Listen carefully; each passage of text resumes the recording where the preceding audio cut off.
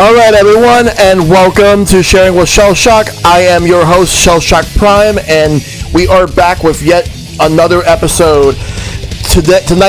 This week, we're going to be talking about Super Mario Memories, where we have lots and lots of things to talk about. All things Mario, 30 plus years of Mario history, Mario memories, everything. Again, I'm your host, ShellshockPrime, and joining me tonight, we got, for the first time, we got My170. What's up? Hi, thanks for having me. Yeah, good to see you. I'm glad to have you on the show. I've been wanting to have you on for a while, and this is a good opportunity to have you on. So it's good to see you. Dressed up for the occasion. Yep, you got well, except for the hoodie, but it's Zelda. Yep. And joining me, coming back once again, who have been on the show twice before, OneOneTwo. How you doing? Oh, all right. After seeing the Mario movie, I'm definitely in the mood to talk about one of my favorite video game franchises of all time. Although I will point out, you say 30 plus years, we're coming up on 40 very soon. That's scary to think about. Although, in a technicality, I will say, though, that technically Mario is actually, like, this year he will actually be 42 because he actually debuted in Donkey Kong. But in terms of the Super Mario series, the Super Mario series started in 1985. So, that's coming up on 40 years, which is wow. Yeah, like, September, I believe it was September 13th. 1985. I don't think anyone actually knows the actual date of the original Mario's release. Yeah, like it's been debated. Like apparently September 13th, 1985, when it came out in Japan on the Famicom, and apparently it was October 18th, 1985 here when the system launched, alongside stuff like Rob the Robot. As well as the two games that came with it, Giant Stack Up and Duck Hunt, among many other games that came out on the NES here in North America. So yeah, they usually celebrate it around September, anyways. Yeah, because they based it off the Japanese release date of the original. September 13th. Yep. September 13th. Yep. So before we get started, a couple of things to preface. Number one, even if there's any mention about the Mario movie, we will not be talking about any movie spoilers whatsoever. That's number one. And number two, before we actually get started, let's talk about a little bit about ourselves. So, My170, what type of content do you make? What type of content do you work on? Well, as you know, thank you for having me here. So I do a lot of Nintendo stuff myself, as well, mostly retro stuff. I love Mario games. I streamed a lot of them, and I'm also doing just do other RPG stuff like Final Fantasy and Persona and other fun stuff, other Nintendo stuff like Zelda and Pokemon. Lots of fun stuff. Okay, sounds good. Yeah, because I've seen some of your streams and you've been doing really well, and I'm really happy for you. All right, thanks. All right, and for OneOneTwo, since you've been on here before, remind everybody just what you do. Well, I'm an administrator on the R Mega Man subreddit, so generally I'm talking about this guy. Yep. But Mario is also one of my favorite video game franchises, and I do discuss that quite a bit around the internet, especially on Twitter. But mostly I Twitch stream when I'm not moderating the subreddit. All right. Sounds really good, yeah. Because you've been doing very well in both your streams and monitoring the subreddit, so I'm really happy for you, dude. Thank you. I know we just had the Mega Man Memories panel that went phenomenally well. Yeah, I'm really happy about that. Good stuff. That went very, very, very well. I'm honestly, I don't think that could have gotten any better. But I know when I hear talking about Mega Man, I won't force it too much into this. It's fine. Like, as much as I love Mega Man, today it's all about the one with the red hat, Mario. We have the same. I feel we have the same hat. Yeah. Yep. Yeah, because I got this at Nintendo New York during the Super Mario Odyssey launch. That was a fun time. I remember that like it was yesterday. Amazon for a Halloween costume. Oh, nice. Yeah. So we got a couple of topics to discuss. The first one is, how did you first hear about the Super Mario series? Starting with you, My170.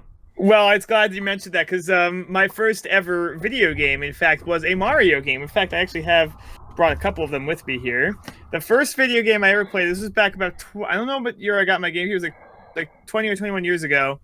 I got a GameCube for Christmas, and the one game I got with it was this one right here, Super Mario Sunshine! Nice. Yes, for those of you younger players here, this was the first video game I ever played, and imagine having Mario Sunshine as your first ever video game, because that game can be pretty tough by today's standards, but I managed to play it and beat it, and I had so many fun memories going around, exploring, jumping around, and going through all these levels. It was a lot of fun to play, and I eventually played other Mario games, which I have with me right here. I got Mario Kart, of course. This wasn't my first Mario Kart, but Mario Kart Wii, I had so much fun playing with, especially online, and the rare moments I had friends over. I got Paper Mario: The Thousand-Year Door here, which is my favorite GameCube game ever. I've played this game so many times, and now I always find new ways to play it. Lots of fun things to enjoy. I also had played some of the portable games, including, let me see, where is it? Like, this one here was my favorite, Mario and Luigi Bowser's Inside Story, one of my favorite games of all time. I actually just played it again recently. Nice. It's still great. And not only that, and you can't go wrong with playing Mario Party with me. This was my first Mario Party I ever got. Love just stealing stars and winning all the mini games. Yep. Oh, so much fun. And I also have some other Mario memorabilia, including, I got some DVD box sets here for the Super Mario Brothers Super Show. Nice. Which featured, it featured Captain Lou Albano and Danny Wells as Mario and Luigi. Yep. And it had the animated segments, like any Saturday morning cartoon, but it also had live action segments with just Captain Lou Albano and Danny Wells playing the game. Yep, and they played off each other very well in that show. Like, even though the lines themselves may not be the best, their delivery made up for it. Yeah, they did pretty good for their time, and it was great. Yep. It was a fun little Saturday morning cartoon to watch, and I love what I have all the DVDs. Yep. Yeah. The episode Neatness Counts is one of my favorite like live action skit comedies. That whole segment was perfect. It was. Each episode would usually have a different guest star. Like, I think, let's see. I think Cyndi Lauper guest starred once. I think Vanna White guest starred once. I think they had a whole bunch of different guest stars each time. Yep. And they even had Inspector Gadget on the show, which and he was portrayed by voice actor Maurice LaMarche at the time. So they, but the episode that they paired that live action segment up with was with a Legend of Zelda episode. Yeah, because every Friday, because like Monday through Thursday, you get a Mario episode alongside the live action segments, but every Friday you still have the live action segments, but they'd be paired up with Zelda, because that's how they did it back then. And there were two other seasons. Like, the second season was Super Mario Brothers 3, and then the third season was Super Mario World, which was infamous for the Mama Luigi episode. It's Mama Luigi to you, Mario. Yep. That was a final episode too. What a way to end it. Yep. It also has It's a Stone Luigi. You didn't make it. Though I was sad because, like, when NBC stopped airing cartoons, because the second and third seasons were on NBC, and they stopped doing cartoons like after '92.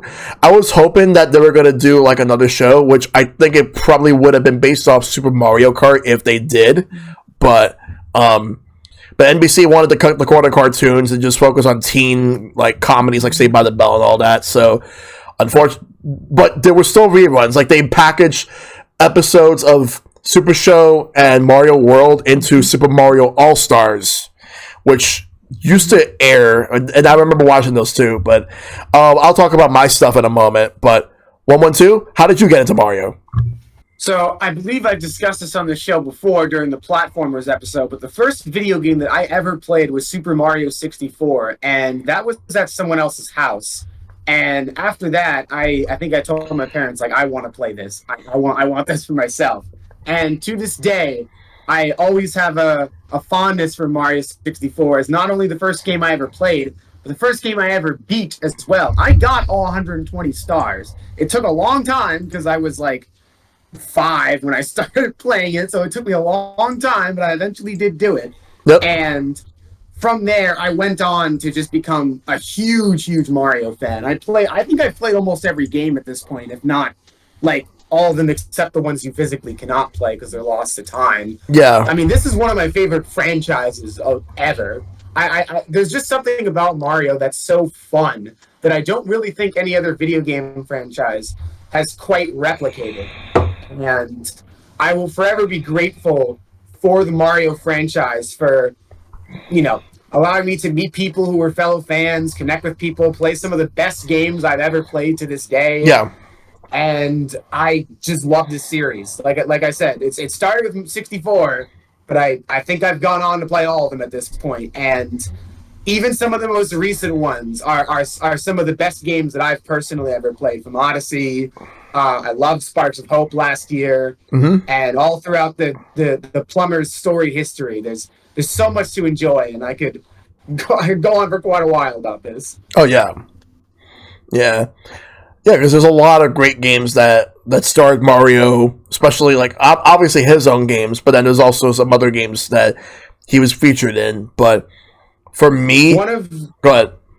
I would say one of my fondest memories was the launch of Mario Kart 8, which would go on to be my favorite racing game ever. Yes. I will never forget that, because that was, I believe, one of the first console games I bought with my own money. I saved up for that. Yeah. And around that time, I was like, 13, 14, something like that. Yeah. And I will never forget saving up, because I didn't want to wait until December, because that's when my birthday is, to get that, because that released in May. So I saved up for a while to get that one. And racing on Mario Kart Stadium with HD graphics for the first time in Mario Kart history, and then experiencing the anti-gravity for the first time, that was an experience I will never forget. Yeah. And what's funny is that I basically had that experience again with Mario Kart 8 Deluxe, because that was the first Switch game I ever got. Yeah. And I will never forget what I said when I first tried the console in handheld mode. Oh, actually, no, sorry. Shovel Knight was the first Switch game I got by like 2 weeks, but I got Mario Kart very soon afterwards. Mm-hmm. And I will never forget when I first started playing 8 Deluxe on Switch, I said, I can't believe in the span of, what was that? Because that was 2017. In the span of 3 years, we went from console to this beautiful game, one of the most beautiful games I've ever played, in my opinion, with this incredible music and just one of my favorite games of all time, to being able to play this whenever I want. That stuck with me. And it's still, I think, my most played game on the Switch to this day. Yeah. Yeah, Mario Kart 8 Deluxe is fantastic. Yeah. Best-selling game of all time in the series now, if you combine 8 and 8 Deluxe. Yeah, exactly. That's insane. So it took them like 35 years, but they managed to do it. They dethroned Mario 1. Yep. So I have a funny story on how I got into Mario. And believe it or not, I got into Super Mario Bros. Super Show before I even knew what a Nintendo was. Yeah, because the show first aired back in 1989 when I was 3 years old. And I used to watch it every day. And I used to enjoy the show, and I remember didn't really understand too much, but I enjoyed what I've seen. But in 1990, sometime that fall, my older brother brought over NES, and he wanted to give it to us because he had one already, but he wanted us to have it because he used to bring his over for parties and all that. But around this time, I was a lot more self-aware of everything that was going on. So the main purpose of having the NES was for me to play it, was for me to get into video games. So my older brother wanted me to get into it. While my younger brother at the time, he was 1 year old. He wasn't ready for that just yet. But for me, my first game was Super Mario Brothers. It was part of the cartridge package that had that and Duck Hunt. Both of those games. It was the action set at the time with the orange zapper. And what I remember was playing it, and since I was small, I wasn't very good at it. So I I don't remember what level I couldn't get past. Like I was struggling to get past some levels. And I did make it pretty far, but I wasn't. But I think it might have been 5-2 that I probably struggled at. Yeah. I could never get past that, and I would watch my older brother get through some levels, and I would watch my cousin. My cousin used to beat the game a lot. I remember seeing him beat the game for the first time. Well, not his first time, but for the first time I've seen it. Just seeing like Mario rescue the princess at the time, Princess Toadstool, before we actually knew her name was Peach. Yeah. And it made me want to just play the game a lot more. But then since I was small, like I would play the game until my parents are like, hey, it's time to go to bed. It's bedtime and all that. And obviously, since I was small, I wanted to keep playing, but my parents were like, tomorrow's another day and all that. I have since played some other games. A tough level. Yeah, I did not, for whatever reason, I did not own Mario 2 on the NES, but I owned Mario 3. I actually had 3 copies of Mario 3 because my older brother got us the first copy. The second copy, my dad just randomly found it at work and just kept it. And the third one, we had to replace an NES that, like the wires were broken, so we had to replace the NES at the time, and it came with Mario 3. So there you go. So there was that. And I did not. I will say though that for me, like the Mario game that really shaped me as like someone who was into video games was Mario 3. But Mario World was the one I really loved the most. That was a good one. Yeah, though I didn't get a Super Nintendo till after I got a Sega Genesis, which, because like I was swayed into a certain Blue Hedgehog side, but I did get back into playing Mario, and I did play some Super Mario World, which is one of my favorite games of all time, and. That and Mario 3 were like some of the first video games to introduce a world map. I'm pretty sure the concept of a world map came from Super Mario Bros. 3, which itself is one of the most bedrock principles of video games. I feel like people don't appreciate that enough, that came from Mario 3, at least I'm pretty sure. It did. And so, I mean, there you go. That is influence already. Before you even get into the level design of Mario 3, the freaking world map influenced like countless video games up to today. And it's like you have like for me, like my other experiences, the first time I played, I had a brief encounter with Super Mario 64 because I got 64 very late, but my first experience with 64 was at a Toys R Us. And what I remember just playing it, and I was astounded with just seeing Mario in 3D. But I didn't really get a chance to spend a lot of time on it because my mom was like, it's time to go. And eventually I did play Super Mario 64, and to be honest, I've actually beaten it on stream around the time when 3D All-Stars came out. It was the first time I've ever beaten it, and it was also the first time, at the same time, first time I've ever 100%ed the game, like all 120 stars. Which that must have been an interesting experience going back and doing that for the first time, because there are definitely some level design principles in Mario 64 that have not aged super gracefully. Yeah. Even if, again, there's some of the bedrock principles of 3D game design. Some of those final levels, especially, are a little frustrating. Looking at you, Rainbow Ride. Yep. Yeah. My first experience with 64 was I went to a cousin's house and he had the game and I played it for a bit, and then I eventually got my own taste of the game and I got the version of the DS. Mm-hmm. Yeah, I remember the DS version. Because it was the first game I ever played and it's still one of my favorites, I definitely probably give the game a lot more credit than some people do. Although, obviously, like I said, it is one of the most important video games ever made. It may not have been the first 3D platformer, but it was definitely the one that set the foundation for how you make a 3D platformer. Yeah. What was considered to be the first 3D platformer? That's a good question. I used to know this at one point, and you know, I bet if you watch the platformers episode, I might have mentioned actually what the first one was. I don't remember what it is off the top of my head, but go back and watch that episode. I'm sure I mentioned it there. Yeah. But no, I mean, I just think that game is better than some people give it credit for. There's definitely some things that, you know, the last few levels rely a little too much on auto-scrolling, I will say, especially Rainbow Ride. TikTok clock to an extent, you have to wait a little while. Mm-hmm. And I definitely think the game is aged the best in the beginning. But, I mean, Tiny Huge Island, Babam Battlefield, Dire Docks is like one of the most iconic water levels in any game ever. Yeah. It's still very fun to explore to this day.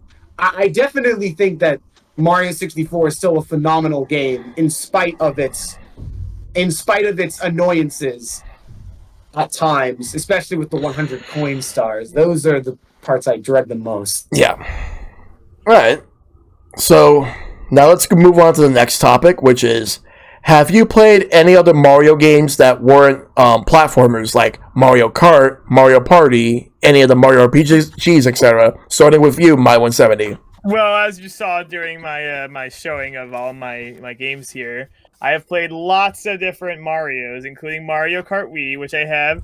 The Mario RPGs were my first, along with Pokemon, were my first introduction to JRPGs, which got me into more. And then I also played Mario Kart. I loved having my friends over and just playing Mario Kart, especially the Wii version. This one I had so many memories with the most. Now, DS was the first Mario Kart played, but the Wii version, I think, much like for a lot of people, really resonated with me. All the crazy tracks, all of the chaos, all the BS sometimes it was pretty good. Yeah. And I also had some of the sports games like Mario Golf. I liked that one a lot, especially the Game Boy Advance version, which was like an RPG as well. And yeah, and Mario Party is just so much fun to play, and just like stealing stars from everyone, just messing with people. Oh, so fun. Oh yeah. What about you, OneOneTwo? I mentioned this before, but there was a period in my life where Mario was like my number one franchise. It's not anymore because it's Mega Man at this point, but Mario has been a huge part of my life since, you know, for as long as I can remember. And up to this point, I'm pretty sure I've played almost all of them. There was a point where I just marathoned as many of them as I could. I was like, I'm going to try and play every Mario game that is physically be able to play. So not counting ones on like the Satellaview or whatever. Mm-hmm. So to answer that question, the answer is a definitive yes. Personally, I would say the best non-platforming Mario game, and this was brought up before, is Mario and Luigi Bowser's Inside Story. I happen to think that's one of the best RPGs ever made. Personally, it's just a very, very, very well-constructed game. The story is great. Bowser gets so much characterization, probably more than in any other Mario game. Yeah, I know. That's why I noticed that. I think I still even have my copy back home, and it's just a really, really well-made adventure. They learned all the lessons they needed to from Superstar Saga and Partners in Time, and had a very memorable villain.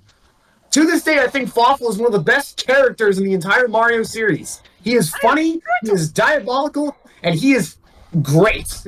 Yep. Can't go wrong with Fawful. Yep. Also, R.I.P. Alpha Dream. Yep. Oh, that was so sad when I saw that. Because, all right, so I actually loved the remake. I thought the 3DS remake fixed the very few problems I have with the original. The main problem I had with the DS game was I did not like the microphone minigames. I thought they were very annoying. They 100%. Fixed that in the remake. Yep. Don't remind me of the Fawful Express. Oh, or I don't have the remake, though. I don't know why they. I mean, in fact, Bowser's Inside Story, which was the original, was one of the best-selling Mario games. The remake is the worst. And that's what probably caused Alpha Dream to go under. Yeah, pretty much. I think they did technically help with Mario and Sonic at the Tokyo 2020 Olympic Games, because I remember they were credited as like special thanks. They did, like that. Though they were done, they couldn't adapt to the Switch. Though that, and also the fact that they actually made a mobile game in Japan. There was like a sports mobile game that flopped in Japan. So I want to address something that Dark Keyblade Warrior says. They should have remade Partners in Time.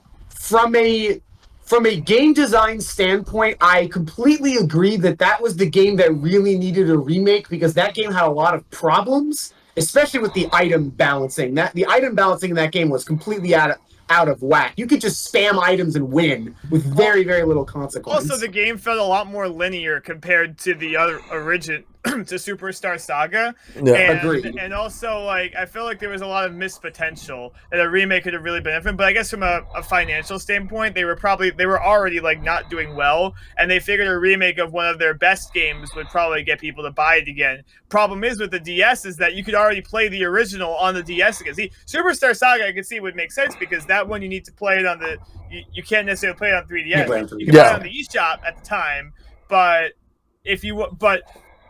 you cannot play it on the 3DS, but now you can. But with the Bowser's Inside Story, I can just pop it in my 3DS and play it all the same. So yeah, it's funny you mentioned that, because that is exactly the reason they said they remade Bowser's Inside Story, pretty much word for word. That was officially confirmed. Yep. So from a gameplay standpoint, I agree it probably should have been Partners in Time, but I understand that they were trying to capitalize financially on, what was the fan favorite game. Yeah. Of course, that didn't work, but you can't win them all, I guess. Yeah. Well, honestly, it sucks, but what can we really do? But to answer that question, the series on. Yep. I like to see it come back. So for me, I have played other Mario games that weren't just platformers. Because I played every single Mario Kart game. With my two favorites in the series, well, my top three being Mario Kart 8 Deluxe, Mario Kart Double Dash, and Mario Kart 7. Those are my top three. Mm-hmm. I played Mario Party games. I play Superstars a lot. I play 2, 4 being a personal favorite of mine. And I've played a lot of the Mario sports games, with the best ones being Mario Strikers Charge for the Wii. For me, in terms of Mario Tennis, the best two, Mario Tennis Aces and I got a copy. Oh, the Player's Choice copy. I got the same one. Yeah, yep, I got the same one too. The game store.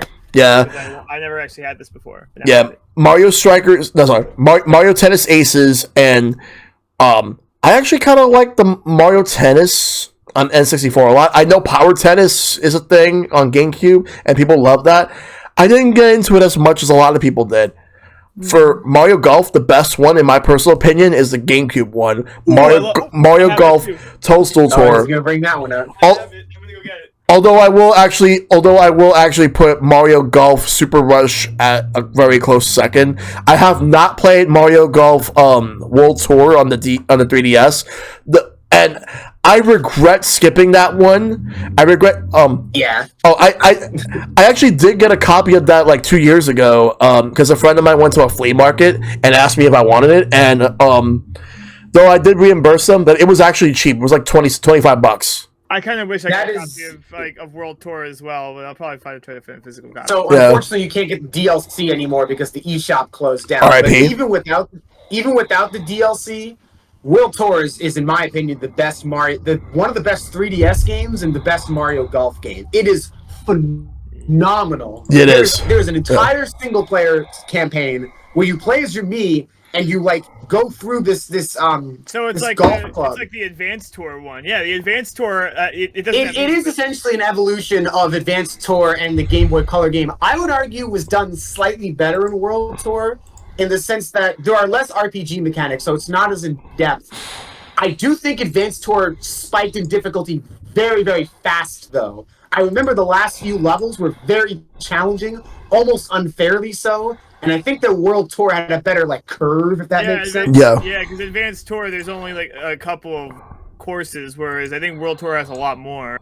It's a longer campaign, and I think that it's able to find its footing better as a sports game story mode as a result of that. Yeah. Not to diminish Advanced Tour by any means. For a GBA game, it's aged phenomenally well. Yeah, and I played that again recently. We'll walk to it.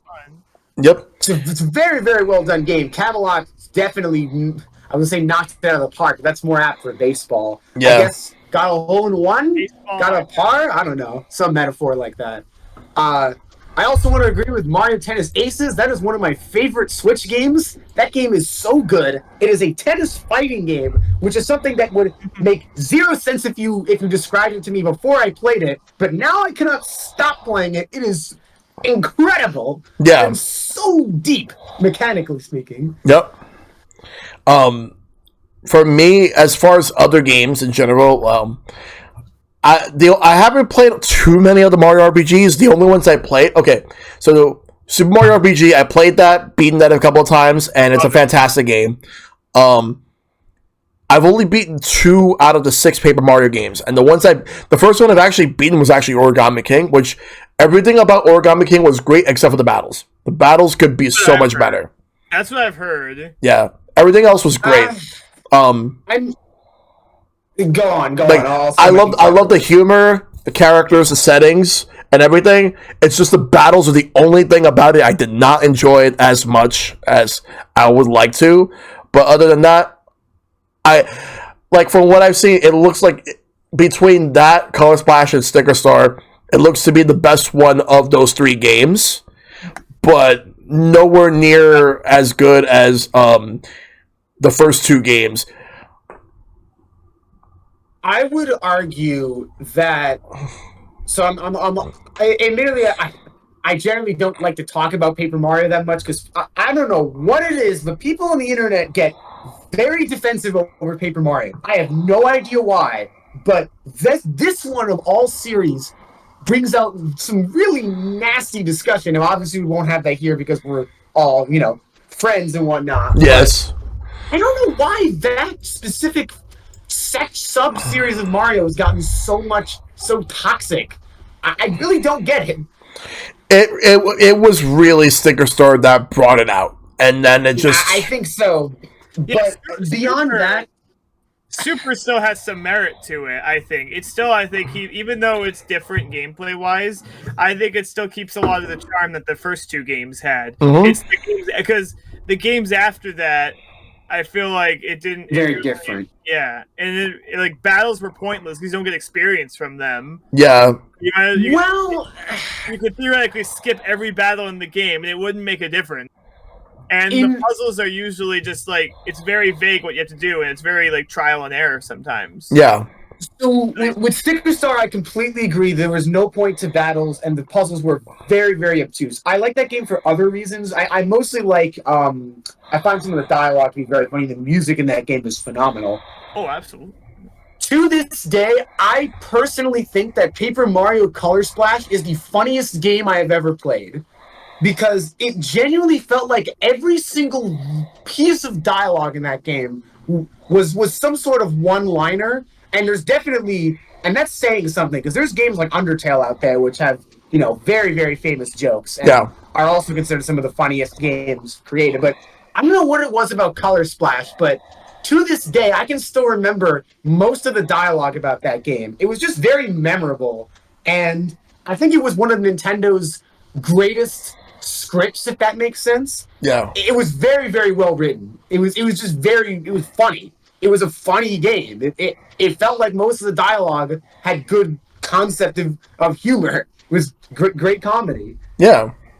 That being said, Origami King definitely had the best mechanics of the later half of the series. It definitely felt like they were starting to refine it, because I would argue in Color Splash there is a reason to battle, because if you don't battle, then you don't get more paint space on your hammer, and then the later segments of the game start to become very annoying, because then you just don't have enough paint to paint half of the world, which is a whole other problem that I actually started running into, because I was like, I'll just skip battles like in Sticker Star. Oh, I can't do that because now I don't have enough paint to paint this big coin or whatever. Yeah. Although that had a different solution. Origami King, I definitely, they were starting to go back to the original games. I did find it funny that they took the concept of turn-based battles literally. That was a good joke. Yeah. The bosses definitely started to lean on the more obtuse side, but I think they were better about giving hints in Color Splash and Origami King. Yeah. That being said, I would argue the last 2 chapters of Origami King are some of the best content the Paper Mario series has ever had. Oh, those were good. I'll say that. And the castle were amazing. Yeah.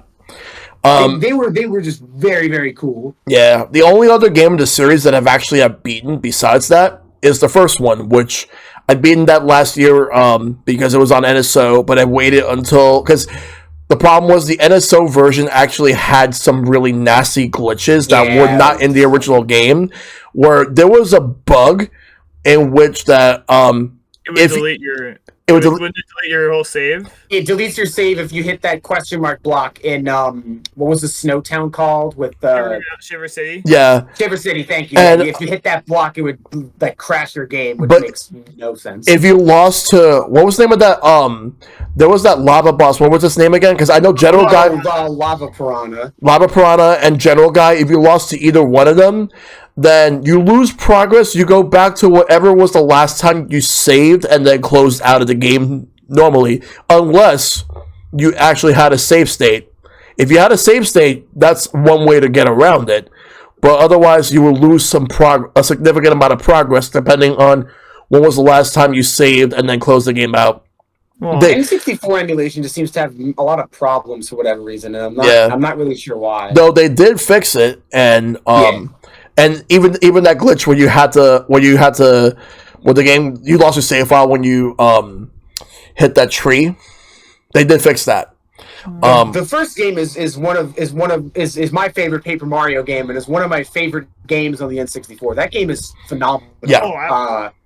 Partners are so cool. I love that motley crew. Yeah. And it did a great job of making Bowser feel intimidating, because I feel like not every game does that very well. I think that was like the last time that Bowser was truly intimidating. Well, I guess he was pretty good in Dream Team too. He was genuinely learning, especially for the Mario RPGs, because since Paper Mario, the original, Bowser's a lot more goofier and compared to how he is in the games. Like Superstar Saga, he's basically takes a backseat to the plot after the first part and he gets taken over by Cackletta. Thousand Year Door, he's constantly a step behind Mario, looking for the crystal stars and getting embroiled in hijinks with Kammy Koopa. Yeah. He's playable. He's playable, yeah. Basically, you win him over, but it's basically an enemy of my enemy kind of situation, because Count Black wants to destroy the world, but so does... Yeah. And Bowser's like, no, if he destroys the world, then there'll be no world for me to rule, is basically what he says. Yeah. And then that was a great level, by the way. He has no personality after that in the games. Like I haven't played Color Splash. I only played Sticker Star, which I 100% never want to do again. He doesn't even have a line of dialogue. He doesn't talk. Sticker Star. Oh yeah. In Color Splash, he is possessed for 95% of the game. That black goop that you see him in, that's not him powering up. That's controlling him. And I guess spoiler alert. Sorry, because I just realized you haven't played Color Splash. I don't really care. So yeah. All right. Well, either way, he gets as himself, Bowser gets 5 lines of dialogue, unfortunately. Yeah. Literally right at the end of the game, basically. Yeah. He's good in Origami King, though. I really liked him in Origami King. Yep. The other thing I was going to bring up is that for the Mario and Luigi series, the only one I've beaten was Superstar Saga. I want to fix that, because I tried playing Partners in Time, because when I got my DS back in 2005, that Christmas, I got that with a couple other games. Like Mario Kart was the main one, but and which I will say Mario Kart DS, I spent so much time.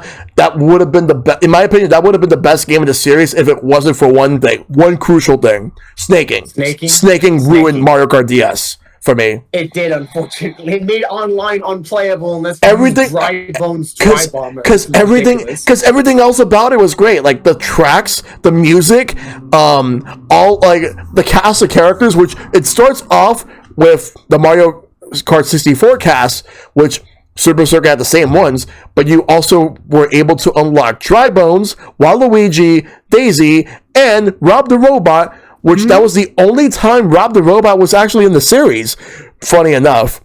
And then he got an appearance in Smash Brothers. Yep. I was gonna say, I have a feeling that may not be true for very long. Now that we're getting characters in 8 Deluxe, and they said that we're only getting returning ones. Yeah. We might see Rob.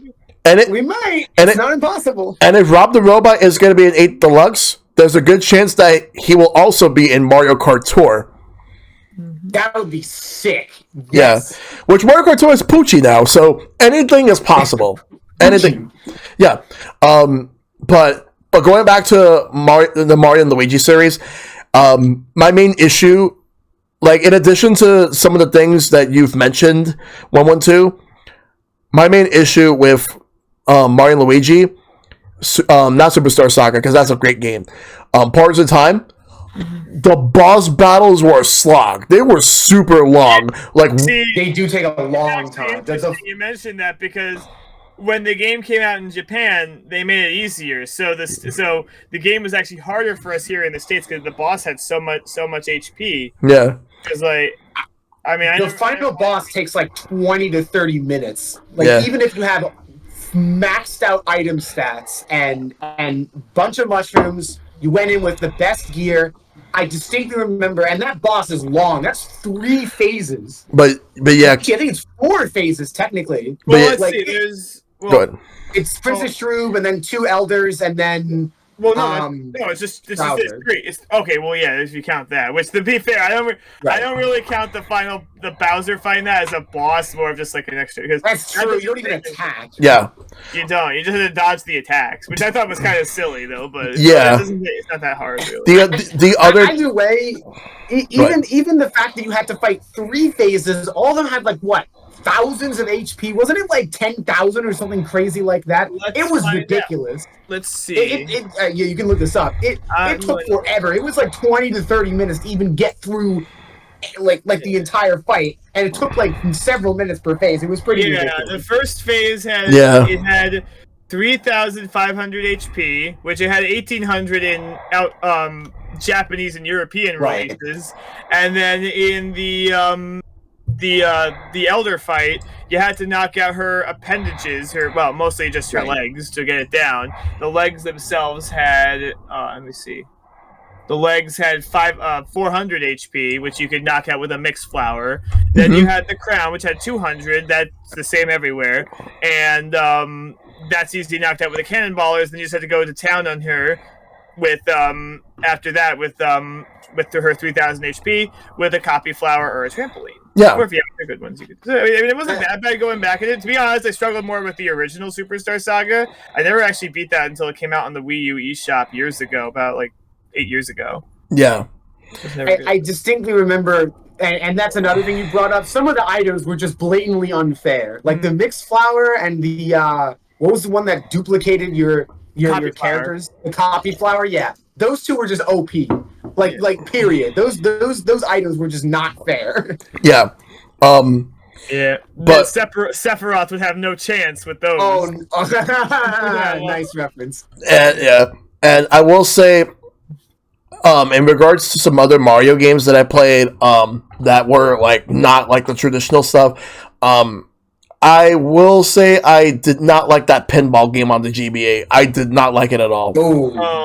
No. Mario Pinball Land was not fun. It was hard. It was annoying. The physics were not good. I played that one, so yeah, you're not missing much if you haven't played it. Because coming from Pokemon Pinball on both the Game Boy Color and Game Boy Advance, I was expecting it to be just like that, but with Mario, and I was extremely disappointed. Absolutely. I guess Intelligent Systems figured something out that Nintendo R&D 1, I think, didn't. The other make that game? Wait. I feel like it was R&D. I could be wrong though. Let's find out. I'm about to look it up. I know the Pokemon pinball games were developed by Jupiter. The Mario pinball game was made by Fuse Games, known as Silverball Studios, which is they're no longer a company now. Yeah. Okay, there you go. Yeah, whatever it is, they couldn't figure out what made Pokemon. They also made Metroid Prime Pinball, which that's good. That one's good. I'm guessing that one came out afterwards, and they probably learned from their mistakes. Yeah, it came out a year. Yeah. It came out a year later. Oh, there you go. Apparently, they learned from their mistakes. I heard that there was supposedly going to be a a third Pokemon pinball game that they were going to work that studio was going to work on, but it got canceled, and it would have been for the DS. But going back, but yeah.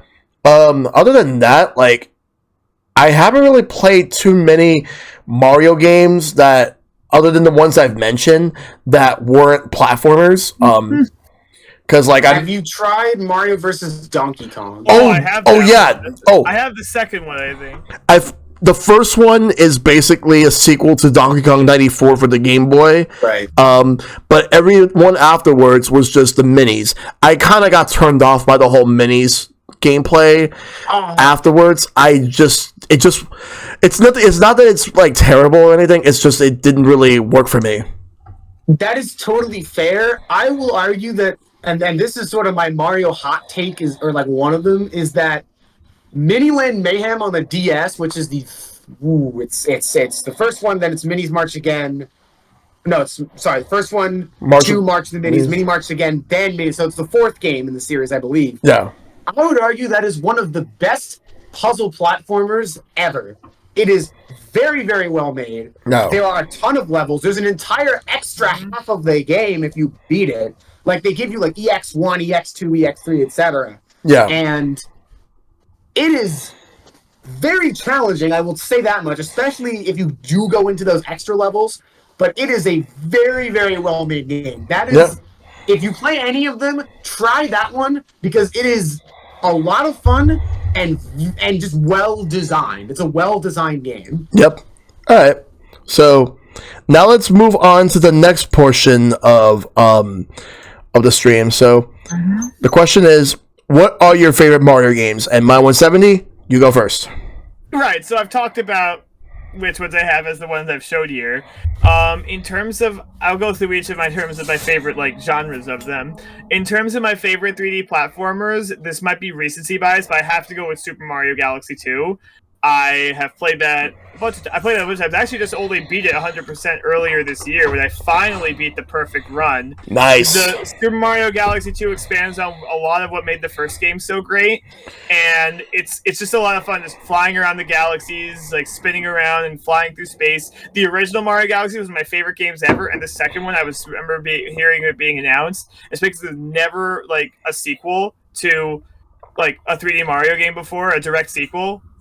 And this one was really good. I absolutely adored it. Yeah. This might be recency bias aside. Another one, I mean, in terms of the RPGs, I have to go with Paper Mario: The Thousand Year Door.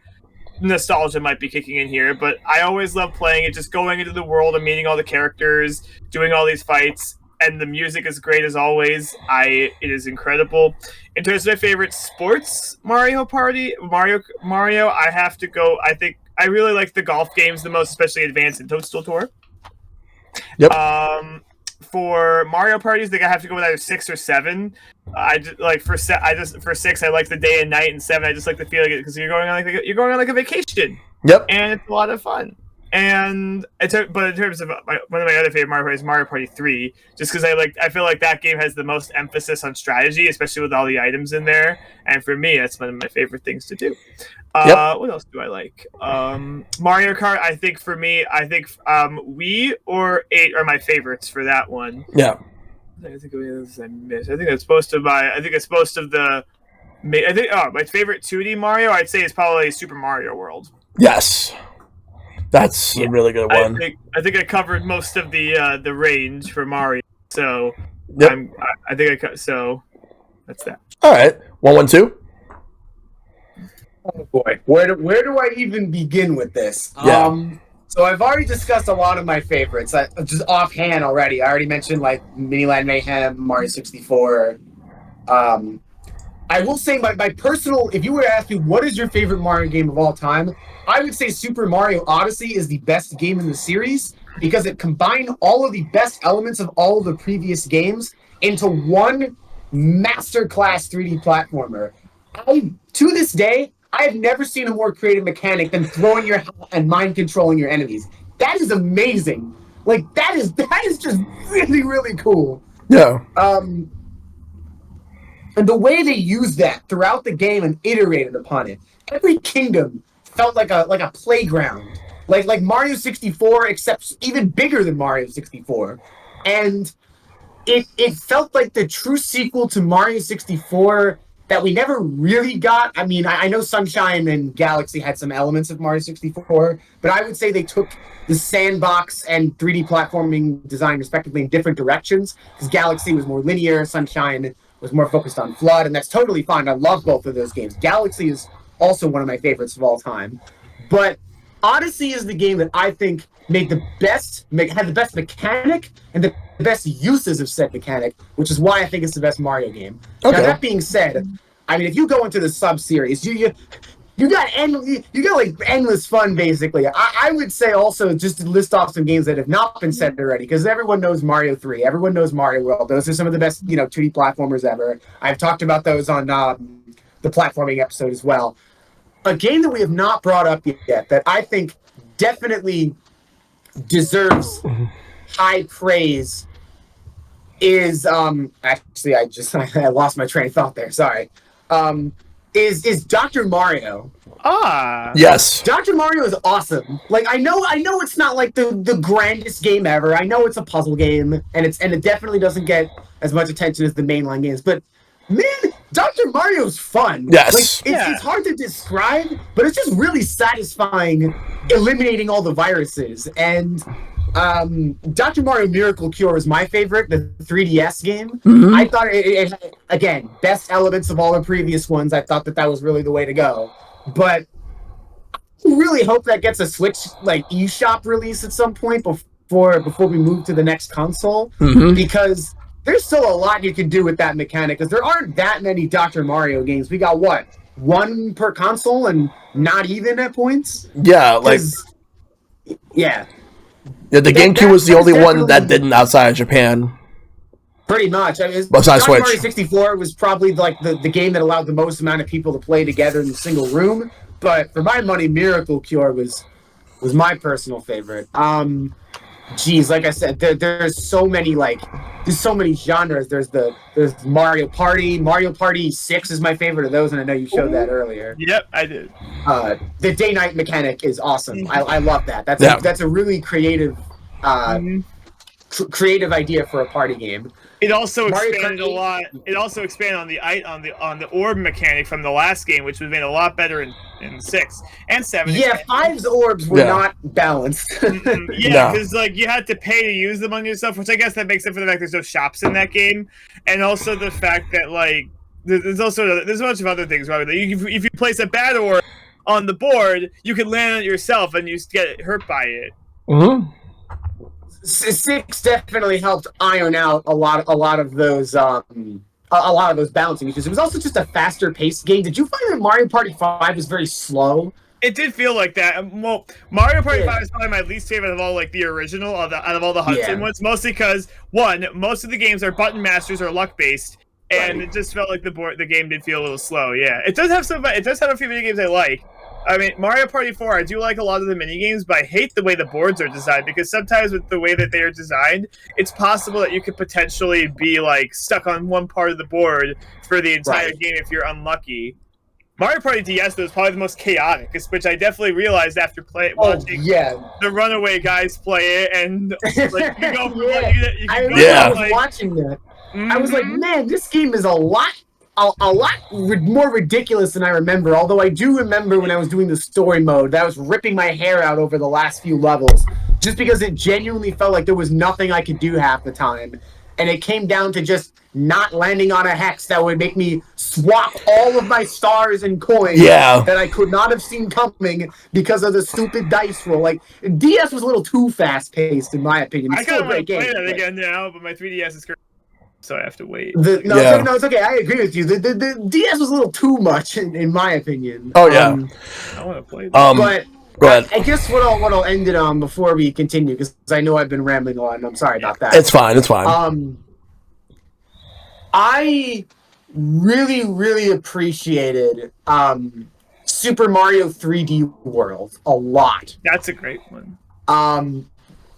And I like New Super Mario Bros. Wii. I definitely give it credit for basically inventing the idea of a 4-player cooperative 2D platformer. I think there were a few games that did it beforehand, but New Super Mario Bros. Wii was the codifier of that. it got a little too chaotic at points, especially if you actually have 4 players. And go figure, the Runaway guys showcase this very well. It's very difficult to get all the star coins if you have everyone, all 4 players filled up. And I think 3D World really did a much better job because it's a 3D game, so you have more space to run around in. And I think that works better for the 4-player mechanic because there's a lot less room for you to screw over your friends by accident, which is like a lot. Yeah, because 2D World, like the new Super Mario Brothers games, when I play those, I don't even bother trying to go for 100% because it's already so chaotic enough. It's like, yeah, we're not doing that. Oh yeah, 3D World, and also the Super Bell is a great power-up in general. The idea that you can climb walls completely changes how you play Mario in general. Yeah. Because before you can only wall kick, but like now you can actually scale the walls by climbing up them, which led to some extremely creative secrets. And I remember I was watching a video recently that like an apparently unscalable wall in World 4, Spike's Lost City 4-5. If you actually climb up that wall, there's a 1-up up there, even though it looks impossible, which is just, that's the attention to detail that I love with 3D World. Yeah, and I saw something similar in Odyssey. If you use a lot of different tricks, you could really like find stuff and make. Did you see that you can climb up that giant pyramid in Toast Arena? I think in the underground segment, there's coins up there. That's so cool. Yeah, there's another thing like that in Galaxy 2 where there's like a stream of sand. It goes really fast. And it feels like you can't do it, but if you do, there's like a bunch of lives there, which is kind of a cool Easter egg. Oh, That's the attention to detail that Mario just nails. It nails that. And also just 3D World was very creative. I just think it had a lot of really fun level design, just in general. Yeah. All right, so as far as things go for me, like my favorite Mario games, obviously, like I echo both your statements on in the case of Mario 170 with Mario Galaxy 2, phenomenal game, absolutely loved it. It took everything I loved about Galaxy 1 and made it a lot better. And then in the case of OneOneTwo, you mentioned Super Mario Odyssey. Everything from every single 3D Mario game before it and then some, all in one package. I love it. Everything about it.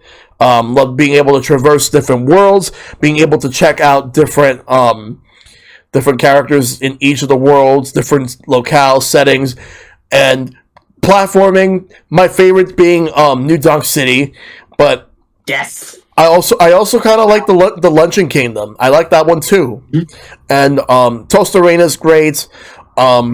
Though my least favorite world is probably the ice one, Shiveria, I believe it was what it's called.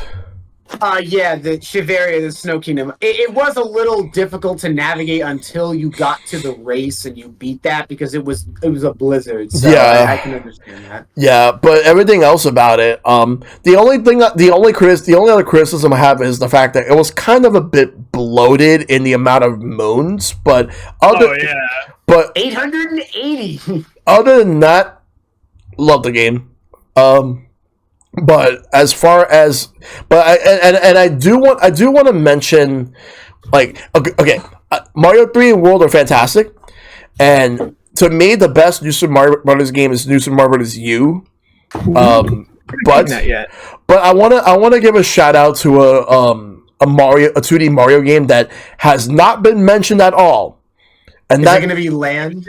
Super Mario Land 2, 6 golden coins. Because that game, you have so many different aesthetics that have never been repeated in a single Mario game ever. You have the giant toy Mario. You have which there's even levels that has like those blocks. And fun fact, Nintendo actually made a competing blocks to Lego called NNB. Which did not last long, because like at the time, this was around the time when Nintendo was trying to figure out what exactly they wanted to do after leaving the card business and before going into the video games. So they referenced that. They have so many other zones in general. I absolutely thought the game was great, and it was also Wario's debut. He was the final boss. He captured 6 golden coins because he's greedy. And stole Mario's island. He stole Mario's island. Mario's island. He has his own island. Wow, And Mario, that's how rich this dude is. And Mario had a castle too. So Wario took it over, and you have to beat him to get it back. And this is what spawned the Wario Land series, because they marketed the first Wario Land as Super Mario Land 3, and that's also a great game. But yeah, Super Mario Land 2 is fantastic. I think that it's probably up there as one of the best games on the Game Boy. I agree with that. Super Mario Land 2, I actually replayed it recently when it was announced that it was coming to NSO, because this was the first time I have played it in like several years. I think the last time I played it was like when it came out on the 3DS or something like that. And I replayed it for the first time in like, 5 or 6 years. And I was struck by how as you said, how creative the levels were. A lot of these themes, like the tree zone. I mean, that's a little basic, but the macro zone. The macro zone, yeah. You're tiny in a house. That's very creative. Or I'm gonna be honest. I think Space Zone is not as good as people make it out to be. I think the low gravity was done better in other games. Yeah. And the Star Maze has a great song, but it's also an auto scroller, and I hate auto scrollers. Oh yeah. So, go figure, my least favorite level type is the airship because of that exact reason. Right. But no, I mean, Mario Land 2 has some very, very cool levels. The Pumpkin Zone, that was awesome. That was a great set of levels. Yeah. Also, Wario's Castle is very difficult. I forgot how challenging that is. It's long and challenging and very, very hard. Oh, yeah. But yeah, great game. As far as other games, my favorites in like other Mario games, the subsets of Mario, Mario Kart, as I mentioned, Mario Kart 8 Deluxe is my favorite, second being Double Dash, and third being Mario Kart 7. For Mario Sports, I'm going to have to go with, if I had to pick one overall, it's a toss-up between either Mario Tennis Aces, Mario Strikers Charged, Mario Golf Toadstool Tour. Like, those will probably be like the top 3, if anything. Toadstool Tour has some great courses. Yes. I distinctly remember the courses in that game. It's a hard game to break out because it does have a bit of a learning curve, which I will say, even though I prefer Toadstool more, Super Rush is a lot more of an easier game to pick up and play. The multiplayer is really good in that game to play. I really enjoyed it. Yeah, Super Rush is still pretty good. The only issue a lot of people had with both Aces and Super Rush was the fact that Nintendo went with the live service model and drip feeding the characters and some content. But I will say, in defense of Mario Tennis Aces, the game already had a lot of content as it was. It's just adding the content, which they took a year to do that. It made the game a lot better, and it felt more. You felt like you had a big bang for your buck, more so than the other sports Mario games. Tennis Aces. Sorry. I was just going to say that it just have more bang for your buck for a package like that in comparison to the other sports games that are on the Switch. I would just say Mario Tennis Aces, I would even argue, is an example of how you do a live service game correctly, because the game started with an entire single-player mode. The online was already a lot of fun. Yeah. The character roster was not terrible. It wasn't the best thing ever, and I think previous games had more characters, but it wasn't like Battle League where it was like 9 characters. There were a decent amount to choose from, and then it slowly got better and better over time. They added a post-game boss rush, which is always fun. They added mini games and whatnot. I would say Aces is sort of the shining example of how to do a live service game. Super Rush, I hated that single player mode. I thought the single player mode in Super Rush was garbage. Yeah, and that definitely soured my opinion of that. Also not terrible with the live service game. Battle League is where it started to get ridiculous, where they only had 9 characters to start with. Yeah. At that point, it was just like even the original game had more characters than that. That's just not great. Oh yeah. Now as far as everything else goes, Mario and Luigi, I still have the Mario RPG series. I still have more to play. It's a toss-up for I guess I'm gonna have to go with Super Mario RPG for me. Even though that or Paper Mario 1. One of those two. I do need to play the rest of the Mario and Luigi series. I do need to play the rest of the Paper Mario games. But Super Mario RPG is a fantastic game. Oh yeah, I struggled with it. Go ahead. Super Mario RPG, I struggled with a bit. There was one boss in particular that gave me a hard time, but then I went back to the game a couple of years ago and beat it again. So I'm very glad I did. I would love to play it again. Yes. I was going to say Super Mario RPG, I would say, is also one of the most important games in the Mario series in general. Because first of all, that started Mario RPGs, so that's already a big thing because that's this thing that's continued to today. But I would say this is one of the best beginner RPGs ever created, ever. Yeah. Because it's very, very easy to pick up and learn. That's not to say it's not hard, as you said. Bosses like the Accent Rangers and especially Smithy did not mess around and will kick your butt if you're not paying attention. But it's a game that explains itself very well without being overcomplicated. And I think Square learned a lot from Mario RPG and took a lot of those mechanics and implemented it in their later game. Because I played all the Dragon Quest games, and after Mario RPG, when we started to get to the SNES and PS2 games, I started to notice that with games like, Dragon Quest 7, Dragon Quest 8, they started to explain themselves a lot better with the later games. It's almost as if they learned from Mario RPG that, just dropping you in the middle of nowhere without any explanation is not a good way to start the game. No. Because even though I get that was how it was back then, that does not age very well. And you need to at least give your players some form of direction. Oh yeah. Now, as far as I mentioned Mario Kart. I've mentioned the Mario RPGs and the sports, as well as 2D and 3D Mario. I also love Dr. Mario. I think they're a lot of fun. But I did not mention my favorite Mario Party. Four. Yeah. Although two superstars are up there for me too. Yeah, one. So as a person that loves Mario Kart, I will say this: one is a very brutal game, and that, I feel like that one has not aged the best because that game I feel like can get very brutal. Not just talking about the control stick spinning, but you can lose coins in mini games, and some of the mini games are pretty nasty too. Mario Party 2 it feels a lot more modern, and it has the main conventions you'd expect, and it did a good job there too. Mario Party 3 I feel like was probably one of the most strategic because it had all sorts of the reverse mushroom. Always carry around. I always get one when I get the chance. It is the item to get because you never know when it could be useful. And there's all sorts of other things you can take advantage of too because you can hold 3 of them. And the wacky watch, if you're winning, you can just make it just 5 turns instantly. Never see an item like that ever again. Yeah. And that was a little too OP in my opinion. I'm kind of glad they dropped that one. To be fair, that's why it was hard to get to begin with. There's also, and in Mario Party 4, I liked a lot of the mini games. Bookscroll was one of my favorite mini games ever. Yep. But like I said earlier, with the boards, sometimes Toad's Midway Madness, you could get stuck in one part of the board and be stuck there forever, which I wasn't a big fan of the board design. And then Mario Party 5, I've said my piece on that. And Mario Party 8, I did talk about Mario Party 6 and 7, but Mario Party 8 I also liked a lot. I know that it was the last Hudson Mario Party, but it did keep a lot of the conventions that made it good. And even though some of the minigames are kind of janky, it was a lot of fun to play. Yeah. Mario Party 9 with the car, and then Mario Party 10. Mario Party 10 is the worst. Mario Party 10 is one of the worst. I'm sorry, that's one of the worst games in the series. Bowser was just unfair. He was blatantly better than the crew of 4. And there were only 5 boards, and all of them were garbage. They were bad, yes. Not even Amiibo Party was very good. So I don't know what happened with Mario Party 10, but that game was not good.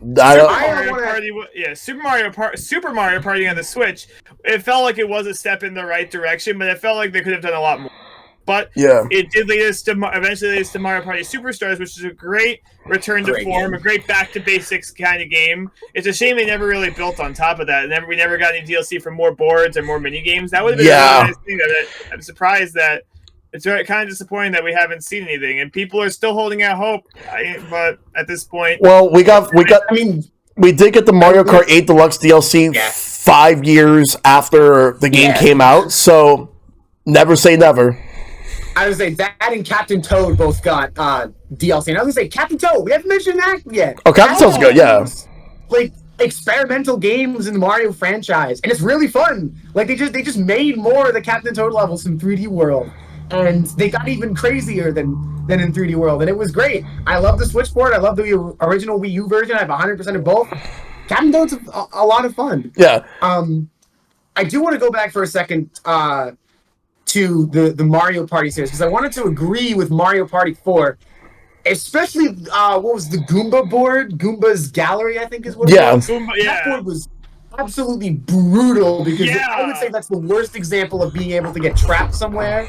And I'm very glad they started to learn from that from 5 onwards. Yeah, because in that one you had to there was the roulette that gets the roulette. Forward. You could pay a little bit more money to get close to the star, but then there are also roadblocks that if you don't roll higher than the Goomba, then they send you back to start. Yeah. So it's kind of because it was also the first one on the GameCube. Yeah. Right, so they were still learning some things. I also want to go back to Super Mario Party, because the best way I like to describe that game is Jack of all trades, master of none. I liked every mode in Super Mario Party. I thought the rhythm mini games were great. I loved the fact that we went back to the original boards. The minigame mode was fun. The story mode was actually pretty fun, because it got pretty challenging towards the end. Maybe a little too much, but still. Yeah. And but there wasn't enough of each of them. All of them felt undercooked, and that's the problem. If they brought back some of them but expanded upon it, much better. Sorry, go on. Yeah, because I feel like there was a lot, there were only a handful of boards you could play, and I feel like it could. I mean, I do feel like it was a step in the right direction game-wise, but it wasn't I feel like there wasn't enough to really keep me the same way that the other ones did. Yeah. So a lot better than 10 for sure. Yeah. Oh, 10's. And a lot better than Advance. Oh, it's also better than the Island Tour on the 3DS. Island Tour was a whole other can of worms. Okay. Star Rush was fine, but Island Tour and Top 100, jeez. Island Tour was one of the few first-party Nintendo games I've ever willingly traded in. That's how bad it was. Yeah, that game was not. A lot of those boards were not. It was so bad. I did not get Star Rush, which I heard was 1,000,000 times better than Island Tour. Star Rush is weird. It's not really a Mario Party game. It's something pretty much entirely different. Which it's a good game. I would say it's even a great game, but it's not Mario Party. It's very, very different from Mario Party. You still got the mini games and whatnot, but it was definitely something all its own, and something we haven't really seen since. I don't know what it was with that era of Nintendo. Like the 3DS and the Wii U. I mean, I get that they were not doing so well, but that's got to be one of the worst eras of Mario we've had so far. Island Tour was not good. Top 100 was garbage. That was just a bunch of mini games, in which Superstars basically make obsolete. Superstars Mario Tennis Ultra Smash is one of the worst games I've ever played. That game was there was nothing there. I understand that there are games that are broken, and those are worse, but that game is just boring. There is nothing to it. So I don't know what happened with that era of Nintendo, but it was not good, and I'm glad we are not at that point again. Yeah. You were gonna say something, Mai? No, I'm good. All right. Because I was gonna bring up the next topic. Were you guys into Mario's non-gaming outings, like the movies, the shows? And for a brief moment, there were comics back in the 90s, but they didn't really last long, and some other mediums. So starting with you, Mai, any of Mario's non-gaming outings? Well, I'm a bit too young to be into the comics for my time, but as I mentioned, I do own I actually buy copies of the Super Mario Brothers Super Show I have the DVD box sets for those. I remember renting the original Mario movie from Blockbuster one year. Very excited to watch it because it was Mario, and then I eventually did watch it. I'm like, what is this? That's not a Goomba. That's not Bowser. What is this? This has nothing to do with Mario. Yeah. And I don't know. I didn't even want. I was so this was when I was I think I was 7 or 8 years old. I didn't know the concept of a bad movie at the time, and even I couldn't sit through it. I mean, to be fair, the only other movie I think I saw at the time that I outright hated was the Cat in the Hat movie. Oh. But needless to say, I have seen. And let me see what I'm thinking about the Mario things I've done. I have some Mario merch in my other room. I've collected some of the merch, but other than that, though, I haven't really that's my extent with Okay. Any like all the non-gaming outings. Yeah. Yeah, I have. Okay. What about you, OneOneTwo? So the reason I was going over there for a moment is I actually have the Super Mario Adventures comic. I picked this up at Nintendo New York a little while ago. Oh, I think I have that actually. I might.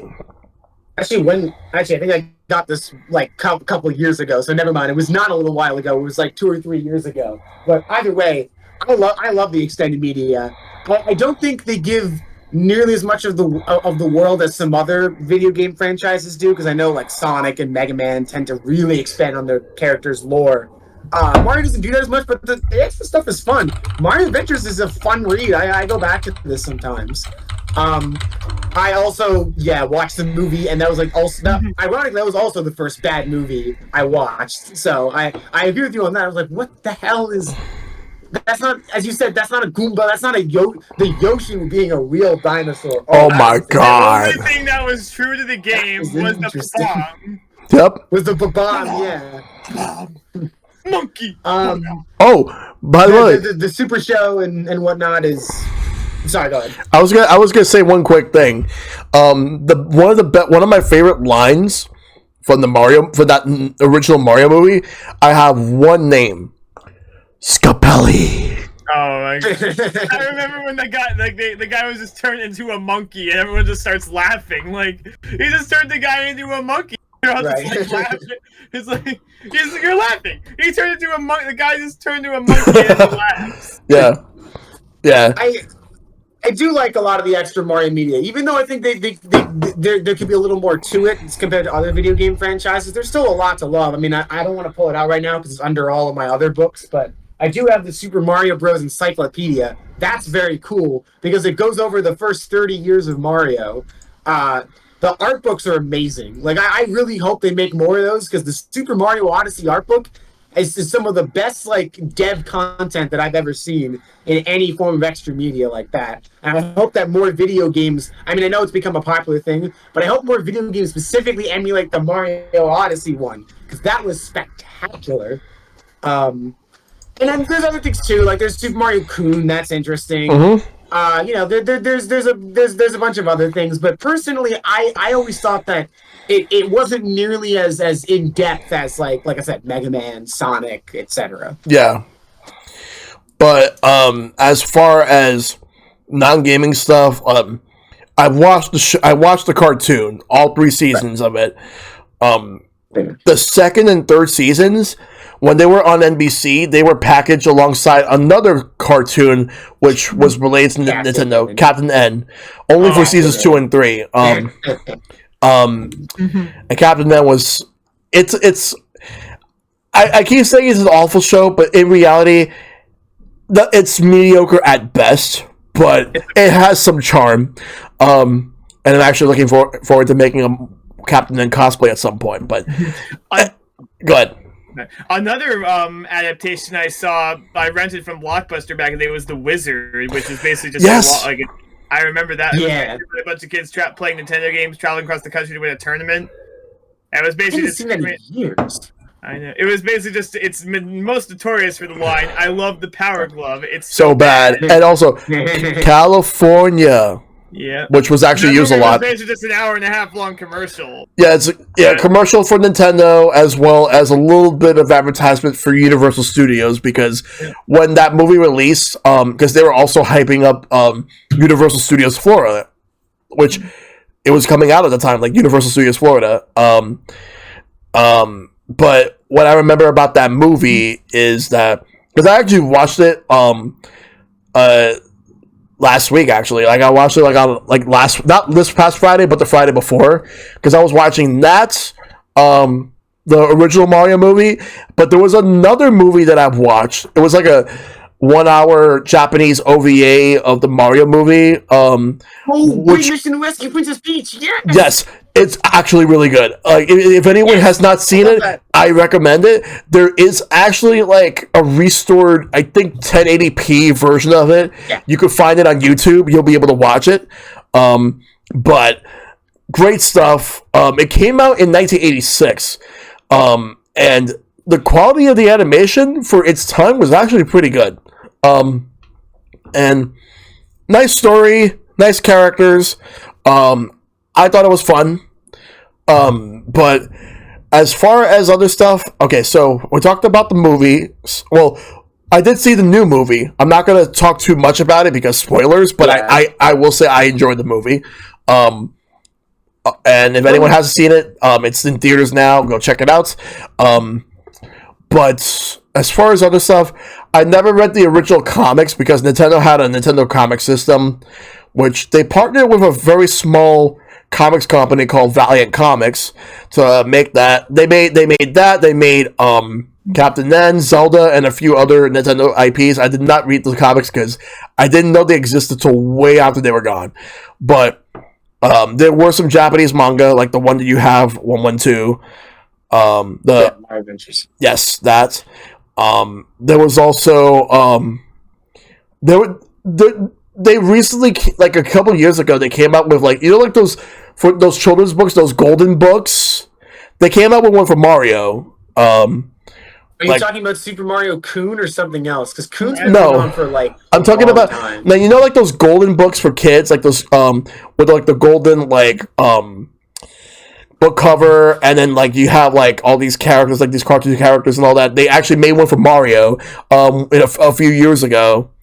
I'll have to link you to that, but yeah, because I would say I'm blanking at the moment, but I'm sure once you show it to me, I'll remember. There was also what else did they do?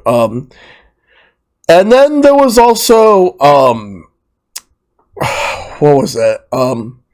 This is what I'm saying. I feel like there could be more. There's not nearly as much as like Sonic or Mega Man. Yeah, this is why I said that earlier. Yeah, because I think because after the first Mario movie was a failure, Nintendo had been more hesitant about leasing out their other properties. Exactly. To be adapted to other forms of the game, like movies. Like like Detective Pikachu was the first time like any of their properties had been adapted into a movie, and that was the first. Besides the other Pokemon. Besides the anime, and even then, Nintendo only partially owns Pokemon. Pokemon's owned by the Pokemon Company. They mostly decide what they do with it, and ultimately, with that, that was their first. That was the Detective Pikachu movie was one of the first like adaptations. This is around the time when like adaptations started doing a lot better, and it was a solid movie. But then the Mario movie was already planned to be a thing, like well before that, because it was originally supposed to be done with Sony Pictures back in 2014, but because of the leak was canceled. But then they threw their hat in the ring again with Illumination and Universal, and they were able to get the movie for that. Yep. I was going to say, honestly, that they were going to work with Sony for that originally. Oh, that would have been interesting. I was going to say, though, honestly, this might be another like spicier take. Honestly, I think the Super Mario Bros. Movie they released this year might possibly be the best non-game material the Mario series has ever had. I know that's definitely a hot thing to say, but I don't know. It was really good. It definitely wasn't perfect, and I think Luigi could have been in it a little more, but I won't get into spoilers. Yeah. But it was a really, really fun time. That was some of the most fun I've ever had in a movie theater. So I definitely think, at least in my personal opinion, that it is in the upper echelon of like the best things the Mario series has done outside of video games. I assume neither of you visited Super Nintendo World by any chance? I would like to. Yeah. I would like to. There's another thing, I guess, but someday. Yeah. Come to Orlando, please. I know they're 2025. It's happening in 2025. Yeah. Yeah. So next topic. Because after this we have the community questions. So, how much has the Super Mario series defined your love of video games? How much is meant to you? Starting with you, My 170. Well, like I mentioned before, it was the first video game I ever played, and it led to this. I'm doing all this, doing all this here. I mean, it's been 20 years at least since I've first played Sunshine, and I'm still playing games, Nintendo games, all sorts of games now. So. Mm-hmm. I think that pretty much speaks for itself. Mm-hmm. Oh yeah, exactly. What about you, 112? Again, Mario 64 being the first video game I ever played, it definitely defined my love of video games. I mean, that's why I think the most important part of the video game and the thing I'd most take away from Mario is, am I having fun with this? Am I enjoying myself? Is it is it a game that I can replay a lot? Because that's what I value highly about games, is being able to replay them and learn things by replaying them. And I think the Mario series is one of the best at that in the industry. Oh yeah. And I definitely think that I've taken a lot of like lessons from Mario about, you know, never giving up and being very stubborn, even if it takes a lot of effort, you know. Because that's Mario. He's a very determined character, and we saw this in the movie especially.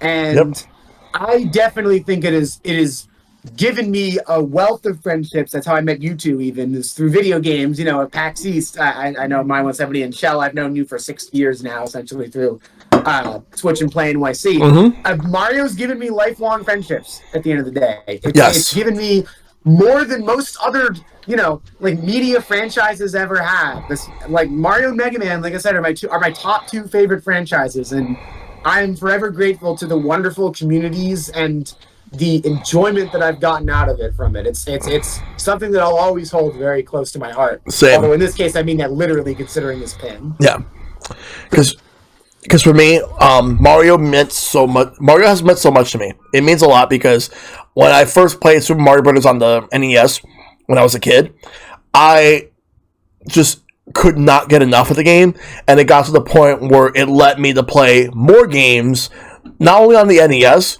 but throughout my entire life. So many different consoles, like even outside of Nintendo, like playing games from Sega, playing games from PlayStation, Xbox, and other like platform holders. But Nintendo was always there for me in terms of the games I would play. Not every Mario game was amazing, but the ones I absolutely enjoyed really helped me a lot. Got me through a lot of different points in my life, good and bad. But the good, in Mario's case, the good outweighed the bad.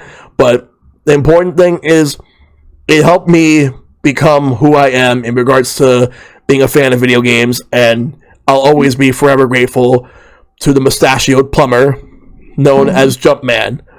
Well, Mario, of course. But yeah. So, that's how much it's meant to me. A whole lot. And now... I would say the vast majority of Mario games are really good. Yes. Like, at the very least, good, if not best of all time. Mostly... I don't think there's ever been a bad... Well, there have been a few, like, subpar games, but has there ever been a bad Mario game? Not the ones Nintendo has made. Maybe 2 or 3, but it's very, very, very small. Yes. But now we go to the community questions. So, Epic Man asks 2 questions. The first one is, what is the worst power-up in all the Mario games? My170? Well, this is a tough one to think about. I already know my answer, but I'll wait. I mean, let's see. I mean, I have to think. I have to look up a list of them. Give me one moment. Okay. Did I go first in that case? Yeah. I actually just, okay. Yeah, you go first. The poison mushroom. Okay, that's cheating because it kills you. But no. Actually, my least favorite power-up, and this is one that people talk about a lot, and as like, you know, Mario Galaxy is one of the best games in the series, and I agree, but this one power-up sucks. The Spring Mushroom. Spring Mario, yeah. I was thinking about that, too. It is... Look, I don't think it's a terrible power-up. I don't even think it's a bad power-up, but, like, compared to... Because what makes a good Mario power-up is that it builds on your repertoire. It allows you to do things you wouldn't normally be able to do, and this is the important part, without compromising your ability to do basic platforming, which is something the Spring Mushroom fails at. Yes. Literally in the name of the freaking thing, because you turn into a spring, and the only thing you can do is bounce.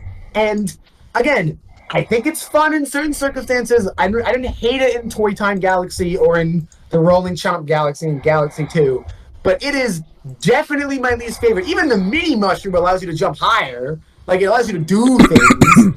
Yeah, I mean, yeah, Spring Mushroom is my least favorite. Literally, right as I was about to switch over to you, I was about to say the same thing. The Spring Mushroom is just terrible. Yeah. I'm gonna have to go with... So, yeah, I agree with the Spring Mushroom, but I'm also gonna have to go with... I know it's situational. I don't like the Mini Mushroom. I know it may be situational, but the Mini Mushroom, because, like, you become a lot smaller, take one hit, and you're dead, just like if you had normal Mario. And I personally thought it was pointless, and especially when they brought it back in the other new Super Mario Brothers games, but I personally did not like the mini mushroom. So I agree. So that's what I think is the worst power up. Next, that's fair. Yeah, I would say the one thing I do want to say, and I agree that it's definitely not nearly as versatile as most of the other ones. You do have a smaller hitbox, so you can dodge enemies a lot easier.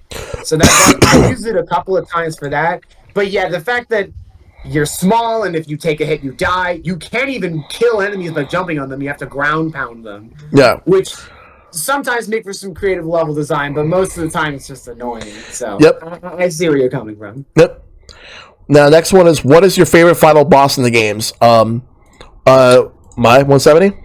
Ooh, let's see. If we're talking, well, I can talk about the platform games or the RPGs. For the RPG, I have with Dark Bowser in Bowser's Inside Story. It has an incredible song. It's like, it really hypes up the two. Like, Bowser wants to take down Dark Bowser because he wants to prove that he's the best. It's like, you think this is your kingdom? No! This kingdom is all mine! So you then! So they said, showtime! You get the awesome music, and then after he swallows up Dark Waffle, it's just an amazing fight. I can't say anything better about that. Yeah. If I have to go with the main gun games, and Galaxy's pretty good in my opinion. You go through the multiple phases, and then you face up in the sun. That's pretty freaking cool. Oh yeah. What about you, OneOneTwo? Well, you stole my answer because I was going to say Dark Bowser from Bowser's Inside Story. You stole mine before, so that's fair. Okay, we're even. Fair enough. You guys are even. Good. I will definitely agree that between in the final, which is one of the best final boss themes ever, the atmosphere and that is just an amazing final boss. That is one of my favorite final bosses in any video game, let alone Mario. I mean, it's so iconic. I mean, to the point where even the 3DS remake, they didn't even change the song. They just added more instruments because it was already perfect. Yeah. So, I will give a different answer, though, just to make things a little more interesting. One of my other favorite final bosses in the entire Mario series is actually not Bowser. It's the Shadow Queen from Paper Mario: The Thousand-Year Door. Ooh. Yeah. She is genuinely terrifying. Like, I was not expecting that. That's like Kirby-type horror you got there. Yeah. Of, like, Eldritch Abomination. And that is one that has definitely stuck with me for quite a while. That's true. It also gave us Goth Peach. Yep. Yeah, yes. Yes, it did.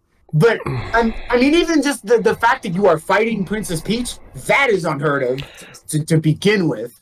But that is just it's a scary fight. It is a fun fight. It is a challenging fight because she can kick your butt. Her attacks do a ridiculous amount of damage. Doesn't one of her attacks, like, do half of your health or something like that? No, but there's one that she charges up, and if you don't dodge it, then she'll do a ton of damage to you. Yeah. I was about to say, I remember that one that was like the hands or something. That was ridiculous. That was Super Paper Mario also with Super Dementia was great. Yeah. That was a very well crafted and you have to fight Luigi. Yeah. So I definitely think those are like some of my favorites. I also, of course, want to give a shout out because I mentioned this earlier. Mario Odyssey is my favorite Mario game. And being able to play as Bowser to escape the moon is so cool. Yeah. Like, that is such a mind-blowing moment. I will never forget the first time I figured out what to do. Because after, you start off with the same fight from the Cloud Kingdom. It's pretty standard. Okay, this is interesting. You're punching him. That's already pretty funny. And then you land in the interior of the moon, and there's nowhere for you to go. There's a giant wall in front of you. And I was like, what am I supposed to do here? Like, clearly there's something I'm missing. And I'm just, like, doing random moves. I don't know. And then I throw my hat, like, whatever.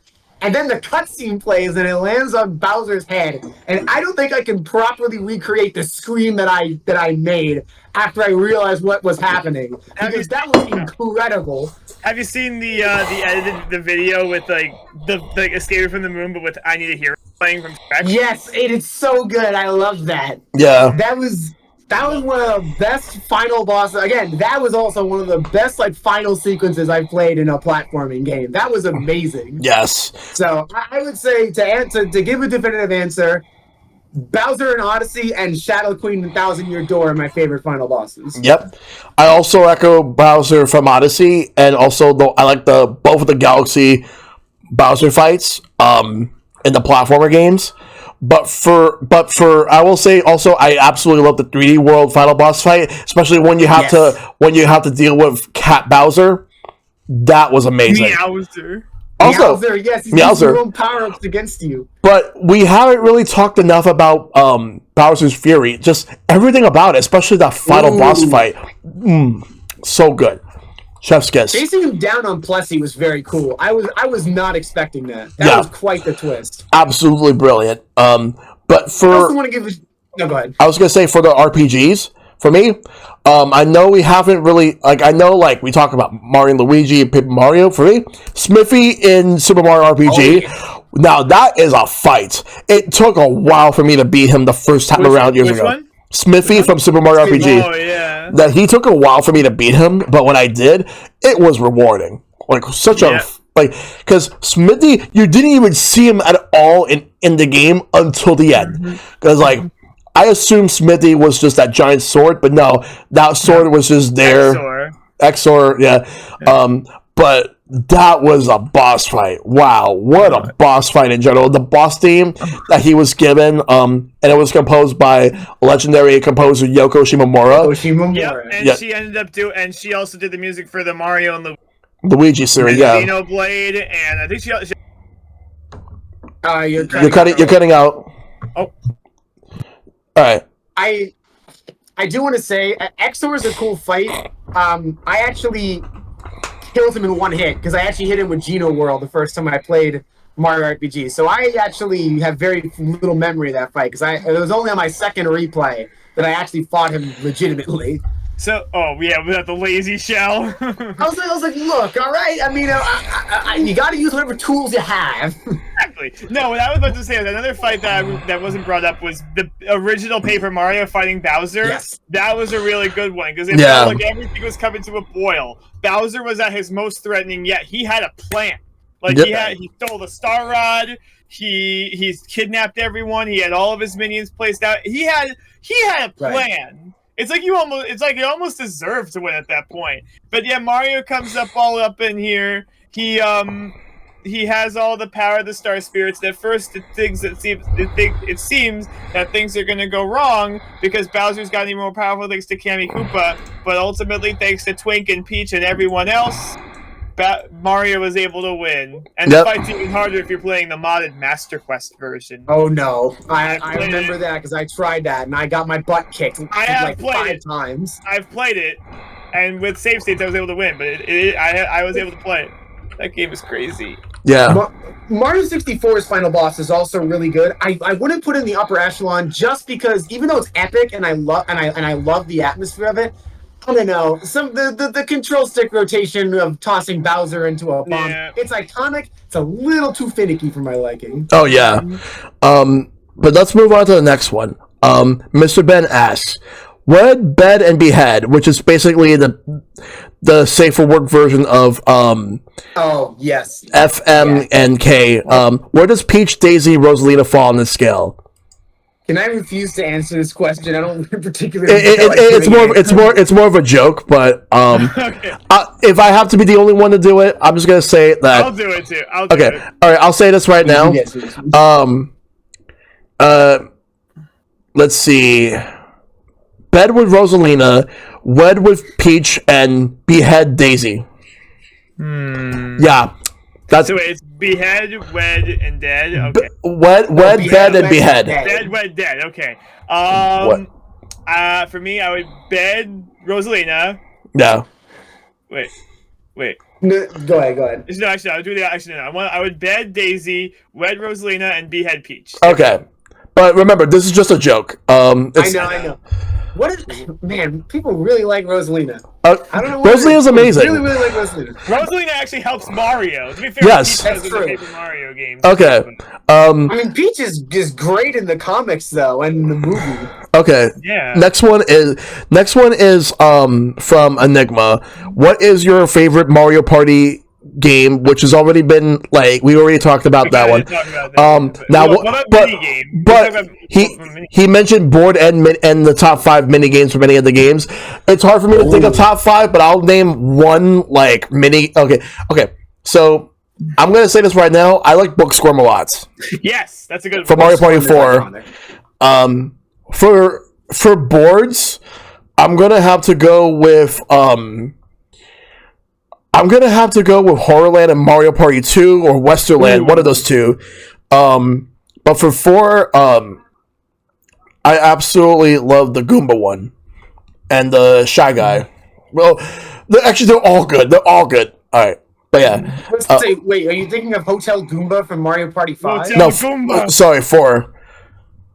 Oh, 4. What game was... I'm trying to remember... But what were your... Can you describe what you did? Because it's not Hotel Goomba then, because that's... No, it's not... Which one was it? It was a Goomba one in 4. I forgot its name, but... Well... I know there was a Goomba one, but... Do you remember what type of minigame it was? Like battle, 4-player, 1v3, 2v2? Oh... Well, I was talking about board.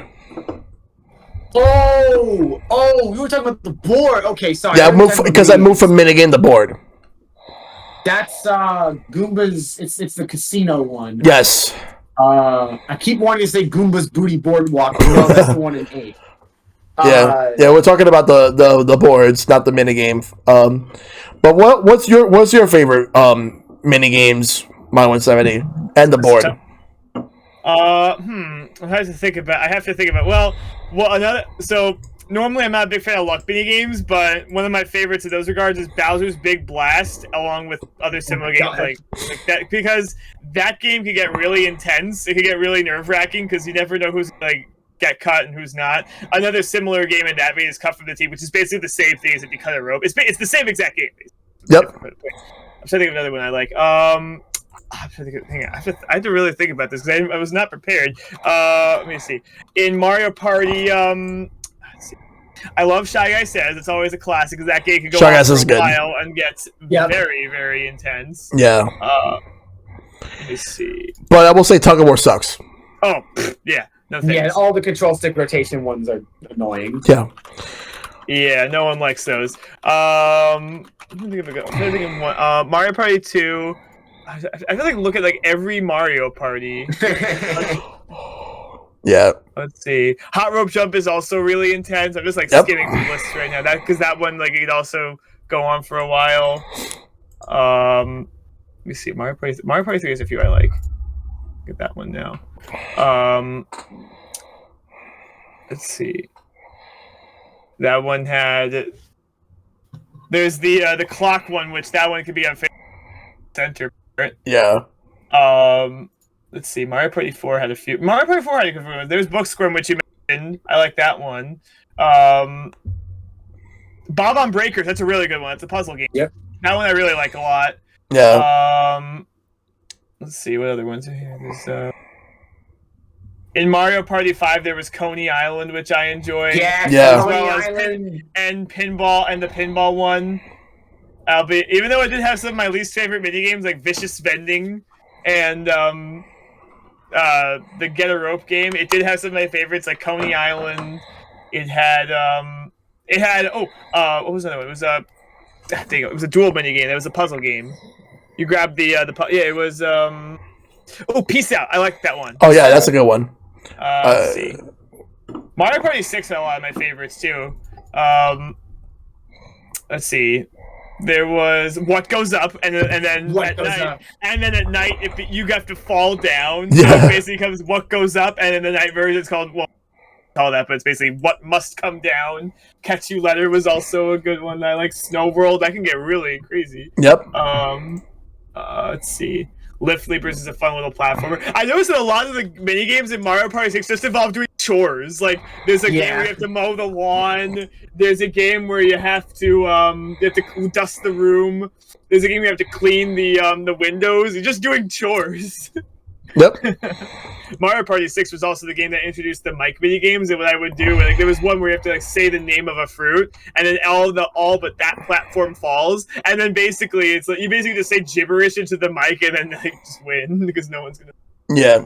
It's funny. Yeah, lots of fun. Now I want to play Mario Party again. Yeah, same here. Yeah. I want to have my friends over and play. Yeah. I'm gonna move on to the next thing that he asked. Okay, Enigma I asked. didn't get to answer. Oh, you're sorry. Oh, go. I'm so sorry. I'm sorry. That's okay. It's fine.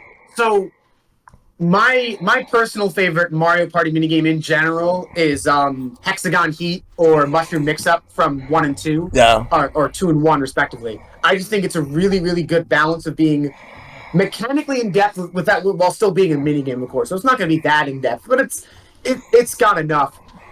Interestingly, one of my favorite minigames in the series is actually from 9, which is something that a lot of people don't expect. Castle Clear Out is a puzzle game that is not actually in the boards. It's an extra minigame. That I spent so many hours playing Castle Clear Out. It's one of my favorite minigames in the entire series. It's so good that they brought it back for Clubhouse Games 51 Worldwide Classics. It's in that game too, and it's just as good. I love that game. I think it's called like Six Ball Puzzle. Six Ball Puzzle, yes, that one. That's a good one. That game is spectacular. That's the funny thing is, like, Mario Party 9 had good minigames, you just never get to play them. Because the car. Yeah. I also wanted to shout out a couple of other ones. I like a lot of 8's minigames. Sick and Twisted, Crank to Rank, Mario Matrix. Those were some good ones. And as you said, Six had a lot of really good ones. I'm trying to think of some of my other favorites from 6. A lot of those were in Superstars. I think Superstars had a really good mix. Mass Meteor is a fun one. Yeah, I'm boss at that one. Oh yeah. Pretty much the only minigames I dislike are the ones that are just. I'm gonna be honest. Bowser's Big Blast is my least favorite Mario Party minigame because it's entirely luck based. Oh yeah, it is. Literally no control over what happens, and I do not like that. Yeah. For me, I at first felt the same way, but I do have I do understand why there are luck-based games, because it allows for people that it gives a chance for theoretically anyone to win. The luck games I don't like are the lazy ones where you just pick a rope and hope you win. Yeah, that's Mario Party 8. Yeah, get a rope. No. I'm talking about Get a Rope in Mario Party 5 and Pitfall in Mario Party 6. Those kinds of games I don't like, because games like Bowser's Big Blast, it gets very nerve-wracking to see if you're going to be safe or not. Yeah. Whereas the other ones just pick this and hope you win. Yeah. It's not that exciting. Especially when... Yeah, it's not that... Because, I was very disappointed when they didn't bring back a lot of minigames from 8, which I understand why, because 8 has motion controls and Superstars didn't want to have motion controls. I'm very glad they brought back Paint Misbehavin', though, because that's my favorite 2v2 game. That's a fun one. It's basically Splatoon before Splatoon. Exactly. Yep. Alright. Yeah, so next one, let's see. So he also asked, we already mentioned like our favorite Mario sports games, but he asked least favorite character to play as in said game, which for me, to be honest, I don't really have a least favorite. I just only pick a select few characters and just stick with them. So I don't really have an answer for that one. Yeah, I usually just play as the same characters every time. Although I usually stick with Yoshi or Dry Bones or Wario. Yeah, in any of the sports games. Yeah. What about you, OneOneTwo? I mean, this is sort of a generic answer. Pinkle Peach is lazy. This is a lazy character. Yeah. I mean, at least Metal Mario was in a game. He was in Mario 64. Right. I don't really think there are any other, like, garbage characters. Like, I mean, Baby Rosalina's a little weird, because if you read her story in Galaxy, it doesn't make a lot of sense. Yeah. But I don't think. I mean, it's still logically sound. I mean, there's other baby characters, so I don't think Baby Rosalina was that terrible. I was more annoyed at Pinkle Peach because she's just blatant roster filler. Let's see. I didn't think anyone else was that terrible. Yeah. Next one is from Zen's Path. Did you ever master the art of turtle tipping in Super Mario Brothers? So, for context, turtle tipping is basically there is a strategy in Super Mario Brothers, like, you know, like when you're about to get ready to get to the flagpole, you would see like those steps. There was the infinite one. Some stages, like getting the infinite lives by rapidly jumping on the Goomba shell, like repeatedly. Have you ever mastered it? Because my answer to that is no. Never could do that. Although there is actually a bit of an Easter egg in Super Paper Mario. You could actually do that, but if you keep doing it too long, you actually lose points. Yeah. I remember that. That was funny. I actually only found out about that fairly recently. I didn't know. That was 3-1, right? I think so. Yeah. Well, yeah. Basically, if you try to do that for too long, you actually lose points. Yeah. I remember that whole world of Super Paper Mario was awesome. The Bitlands was a great throwback. Yeah. I can actually say yes, I have mastered doing that. I did that a lot in 3D World, especially to max out, the Triple Crown Live. Same with 3D Land. Oh, I did that in those games. It's just the original Super Mario Brothers. I can't do it. Original Mario 1 is very challenging. I've done it a few times, but I mean, honestly, Mario 1 it never got that difficult? ? That might be a little spicy of a take, but I didn't think it was that difficult to warrant wasting hundreds of seconds to just do a trick. Yeah. I don't know. That's my personal opinion. I never beat it. I don't even like I mean, I guess I could probably I've never beat it. Yeah. I don't mean to call people bad at games. I'm sorry, that probably came across very wrong. But I'm not good at it. It's fine. Like Mario 3 I've beaten, and Mario 2, 3 I have beaten. And I've beaten Yoshi's Island. Yeah. But yeah. There's nothing wrong with that. Sorry, I didn't mean to come across that way. That was not good phrasing on my part. No, don't worry. It's okay. Yeah. Okay. Yeah, I mean, I've mastered it, but I don't use it that often is my final answer. Right. Next one comes from Azran127. What are your family's relationships with Mario? For example, his mom grew up with his games and still plays them. She's got the Odyssey Edition Switch. My mom played Super Mario Brothers 1, but that's about it. Well, for me, my parents didn't really play games all that much, but my sister did sometimes. She would also play this. Although I have a fun story. My late grandmother, she doesn't speak English very well, but she would refer to Mario as a stupid man because he jumps around all the time. Wow. She didn't speak English in her language. She would say it was funny, and that's what I remember about it. Yep. Yeah. What about you, OneOneTwo?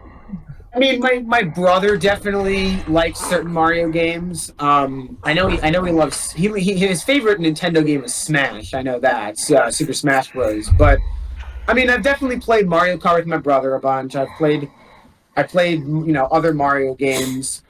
My mom and dad know of it. They ask me sometimes like, oh, did you hear? I know when the Mario movie came out, they actually did ask me if I saw it, which I wasn't expecting, which was kind of cool. Yeah. I mean, honestly, in terms of like Mario, like how I share my love of Mario, that's mostly with my best friend who I've known for like 15 years, and I still talk to him, even though he does not live near me anymore, unfortunately. I still talk to him a lot about Mario, and I like to like talk with him whenever we're on like vacation or whatever. And we're both back in New York. That's right. That's where I grew up.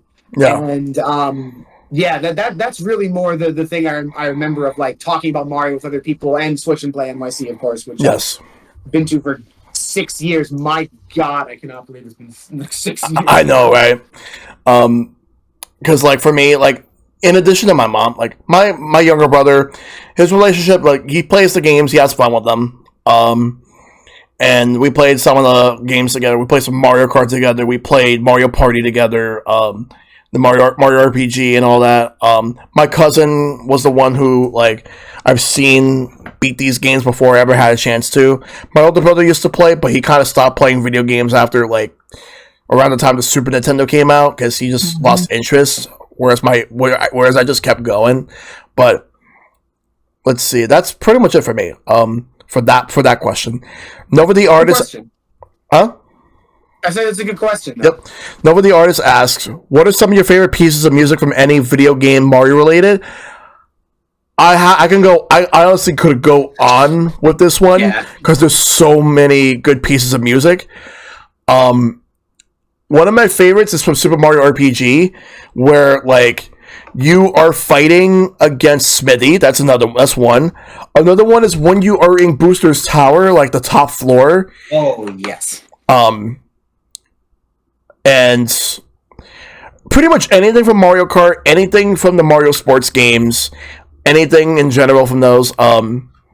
But I absolutely love Jump Up Superstar from Mario Odyssey, as well as What was the name of the one where like you play as Bowser and you're just escaping? What's the name of that track again?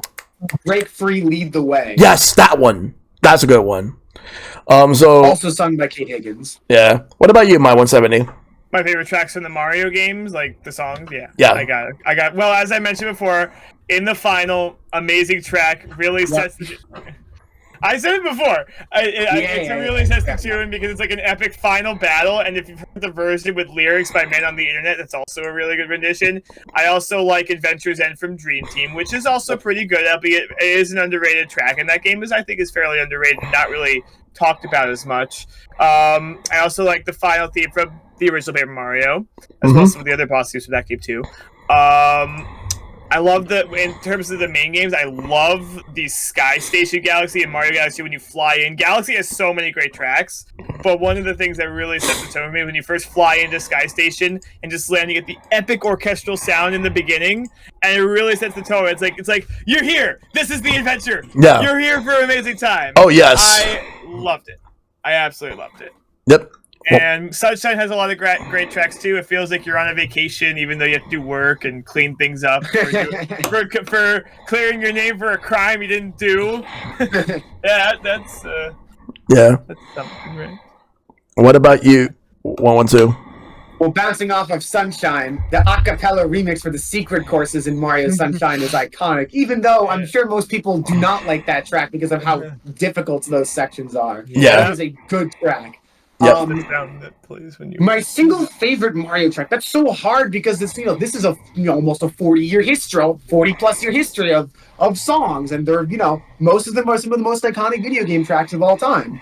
I would say a personal favorite of mine is the athletic theme from Super Mario World. I just love those kind of upbeat, fast-paced like electronic songs, just in general. So that's definitely a favorite of mine.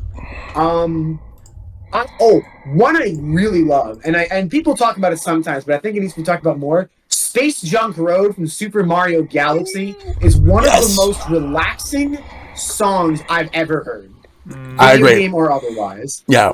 That song is the epitome of Zen, and I love it. Yep. I put that on whenever I need to just chill. It is a great song. Yeah. And also, speaking of chill, Fever from Dr. Mario is iconic. But I'll say, I'll always have the overworld from Super Mario Bros. 1 stuck in my head for the rest of my life. So yeah, that song is the original. Yep, you have to have it. Yeah. Let's see. Icepick asks, what do you consider the most overrated and underrated Mario platformers? Underrated is definitely Mario Land 2 6 Golden Coins, easily. Because that one doesn't get enough credit compared to, like, other... Because, like, everyone talks about, for example, Mario 3, Mario World. But for Mario, like Mario Land 2 6 Golden Coins, that one itself is just really good. Yeah. Real quick, I do want to say I wanted to mention 2 more Mario Kart-like music tracks because Mushroom City from Double Dash, great track. Again, high octane, fast paced. Also, Singapore Speedway from Mario Kart 8 is an amazing track. I love it. Yeah. Same idea. It's very, very high energy. Oh yeah. Sorry, go ahead. But yeah, like that's all I can really think of for like underrated. Overrated platformer from Mario. I hate to say it, Sunshine. I hate to say it, but Sunshine. I could not get into the flood controls. I could not get into. Although I do think it's a much better game than I remember it being when I played on the on 3D All Stars. Because I was stuck in the game, like the final areas years ago, and then when 3D All Stars, I ended up like just being in the game and like, okay, much better, but I still think it's kind of overrated. Like I don't like the blue coin placements. Oh, 100%. And yeah, that's the worst part of the game. I was disappointed with like all those secret stages where you don't have the flood, and I wish I was able to do long jumps like I could in Super Mario 64. I couldn't do it in Sunshine. They brought it back in Galaxy, but because they just the flood. And Yoshi, I felt. I mean, Yoshi kind of felt tacked on too, because you only use him at certain levels too, just to get past certain obstacles. Now, I will say, I feel like for a while the game I feel like was underrated, but now I feel like since so many people are saying it's underrated, now I feel like it's overrated. It's like the opposite in a way too. I like the game a lot, but like I do feel like if I had the choice to play like that or like Galaxy, I would go with Galaxy. Yeah, Galaxy I think is better. Like, what would you say? Like, so do you think that's over? You think that's the most overrated Mario platformer, or do you think there's another one that's overrated? I don't know. I don't really think I mean, I don't know. I haven't really thought about it much for me, I have a personal bias towards it because it's my first game ever. But it's just me. Fair and underrated.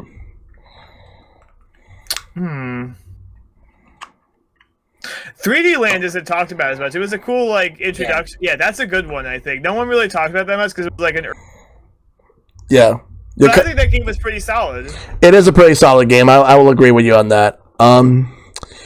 What about you, OneOneTwo? Like, what would you say is overrated and underrated? Like, cause I'm gonna be honest. I don't really like using the terms underrated, overrated. I mean, this is partially coming from subreddit admin speaking here. But I feel like those terms are kind of thrown around a lot, and I mean, it's the internet. Everyone's gonna like some things, and everyone's gonna like other things, and not like some things and not like other things. Yeah. So personally, I don't use those terms just because I think that what is underrated to one is overrated to another. If you really want to know what I think the general Mario fandom should appreciate more, I'm not gonna answer the overrated run. I don't like the concept of something being overrated because I mean I think everything has merit to an extent, even if that thing is you should do this better, Ultra Smash. Yeah. But I will answer that I do think that people have forgotten the groundbreaking impact of Super Mario Maker. Yes, because the original Mario Maker, there were definitely games that allow you to edit levels before. Little Big Planet is a great example of this. Even Mario vs. Donkey Kong had a level editor. Mario Maker, to this day, I would argue, is the best level creation tool ever in any game. I don't think there has ever been a level creation tool that has been more complicated yet not that challenging to learn if you put the time in. It's very user-friendly is the best way I would describe it. It's not perfect, and I think Mario Maker 2 did some things better and other things worse. I personally think Mario Maker 2 is overall a better game, but that's another discussion. Right. But I think people don't recognize enough, or they've forgotten the groundbreaking impact that Super Mario Maker 1 had, because it was a Wii U game, and only 13 million people bought the Wii U. Yeah. And that's why it breaks my heart that Mario Maker 2 didn't sell as well as it could have, and that we didn't get all the content we were supposed to. Yeah. Because of how cool it is. You get to make your own Mario levels. I feel like everyone's dreamed of that at some point. Exactly. I wish that people, and I was so into Mario Maker when that game first released. I watched a ton of like YouTubers like DGR and Blue Television Games. If you guys ever see this, you guys rock. Yeah. But I watched so many Mario Maker YouTubers back in the day, and I still do to an extent. Just because, I mean, it's literally endless content. There's endless Mario levels out there. And yeah, I love Mario Maker. That's one of the games that shaped me, actually. And I've been meaning to bring that game up since we started this podcast because of how groundbreaking that game was. And I agree. I will say, before we move on to the next one, I want to say real quick, Wii U needed Mario Maker way more than Switch needed Mario Maker 2. Yeah, that's true. Yeah. Keyblade asks, what is your least favorite design for Mario? And out of all the VAs he had, which do I prefer more? Charles Martinet, you can't argue. Charles Martinet is the one I prefer the most. But for design, well, obviously we have the modern design with the red hat, red shirt, blue overalls. And originally he wore red overalls, blue shirt before they swapped it. But in terms of design, I am actually very partial to him wearing the cape. I'm partial to Cape Mario. What about you guys? My 170? I like Cat Mario a lot, but I like the Tanuki Mario's pretty nice. Fire Mario's pretty flaming. Yes. They're all pretty good. Yep. OneOneTwo. I mean, yeah. Ever since Martinet's debut in Mario's Game Gallery, he is the Mario. He is Mario, and it's pretty hard to argue against that. I mean, yeah. That being said, I gotta give credit where credit's due. Chris Pratt did not do a terrible job as Mario in the movie. I actually thought he did pretty well. Yeah. It was pretty fine. I mean, it was a lot better than what we saw. I feel like they saved worse bits for the trailers, but he actually did fine in the. I think he did all right. Yeah. Least favorite voice, whoever voiced him in Hotel Mario, I guess. I don't know. Whoever that was. I don't even remember at this point. Design-wise, I don't know. I mean, I feel like Mario is just sort of the quintessential how to make a good, memorable character design. Yeah. He's not that hard to draw. He's pretty, like you can get a basic idea of who he, of like, how to like, who he is just by glancing at him. I mean, he's become iconic. I don't think there's any design that's like terrible. I mean, I guess again, this is a cop-out answer. Hotel Mario, I guess he did not. That game's graphics were not good. Yeah. Favorite design? I don't know. I loved his design in Odyssey because it was more realistic. I thought that was pretty cool. How they gave him individual hairs and his overalls were more detailed. I thought that was pretty rad. Yeah. I don't know though. I feel like he's just one of those evergreen character designs. Yep. Let's see. Shad asks, rank all the Mario girls from best to worst. Oh no, that's a tall order. This one out. I don't do this. That's a tall order for me. But I'm just gonna. All I'm gonna say is Pauline, on the top of the list. Pauline. Vivian is a precious character that shall never be. That I will protect her with all. If Vivian has fans, I am one of them. Yeah. If Vivian has no fans, then I have died. And that meme is great. Yep. I don't remember the rest of it, so I can't say the rest. But yeah. By the way, matter. I know what you're talking about, and that meme is wonderful. I'll say this, Chad, if you're watching, sorry we did not really answer the question. It's actually pretty difficult, but I will say, for me, Pauline all the way. Dragon asks, should we get a direct sequel to Odyssey or have Mario go in a new direction? New direction. Yeah. Because I feel like, considering the fact that we might be heading to like a new console generation in a few years, I think it's time for a new direction, new adventure for Mario. Don't get me wrong, I love Super Mario Odyssey, but I think it's time for something new. All right, what about you, My 170? I'm fine with that. I mean, I'm fine with anything. I mean, the only Mario game that, well, I guess the only Mario game that really got a direct sequel was Galaxy to Galaxy 2. Yeah. And the ship has kind of sailed for that. And honestly, I mean, Odyssey kind of has some of the mechanics from Galaxy. Yep. But I mean, there's also, I guess, 3D Land and 3D World 2, which is I wouldn't really say it's a sequel, but I mean, it use a lot of the same mechanics. Because that one kind of feels like a 2D game, like a 3D game, like it was 2D mechanics. Yes. In the way that one works. But ultimately, I'm fine with anything, really. Yeah. I mean, I'm sure Odyssey had a lot more potential. It's been a while since there was, like, that game, so I wouldn't really feel like we would be overloaded with it. But at the same time, I feel like eventually, it's already been, 6 years since the Switch came out, and I feel like, probably by the end of the decade, we're going to get a successor to the Switch, whether it be it'll probably be a more powerful one, or just a continuation with it, because they've been doing pretty well already. So I'd say once a new console is coming, I feel like we're likely to get another 3D Mario. Yeah. Let's see. 112? I'm going to dissent on this one. I actually think there should be a direct sequel to Mario Odyssey, especially after reading the Super Mario Odyssey art book, which you can't see because it is off camera, and I don't feel like getting it out. I just realized. Sorry. That's fine. But after reading that art book and seeing how much content was on the chopping block before that game came out, I do think that there is room for a Galaxy 2 style sequel. Because remember, Galaxy 2, the main reason why that happened is because there were enough ideas that they didn't use in the first one to make a second game. And I absolutely think, especially after seeing that art book, that is absolutely true of this game as well. the mechanic of controlling your enemies is too good to just let go, in my opinion. I think there is definitely a lot more you can do with it. Do I think that is the direction the Mario series will actually take? Absolutely not. Especially after Bowser's Fury, I guarantee you the next game is going to be open world. That is clearly what their plan is, because Bowser's Fury is a prototype game. It's a great game, and I really enjoyed it, but it's a prototype game that's supposed to be an experiment to see how Mario would work in a huge open world, and I guarantee you that's going to be what the next game actually is. Yep. All right, so we got 2 more questions. This one's from Son. Super Mario Bros. 2, your thoughts? Is it really the black sheep of the OG series? Specifically, Doki Doki Panic. Could they could they expand and do a sequel?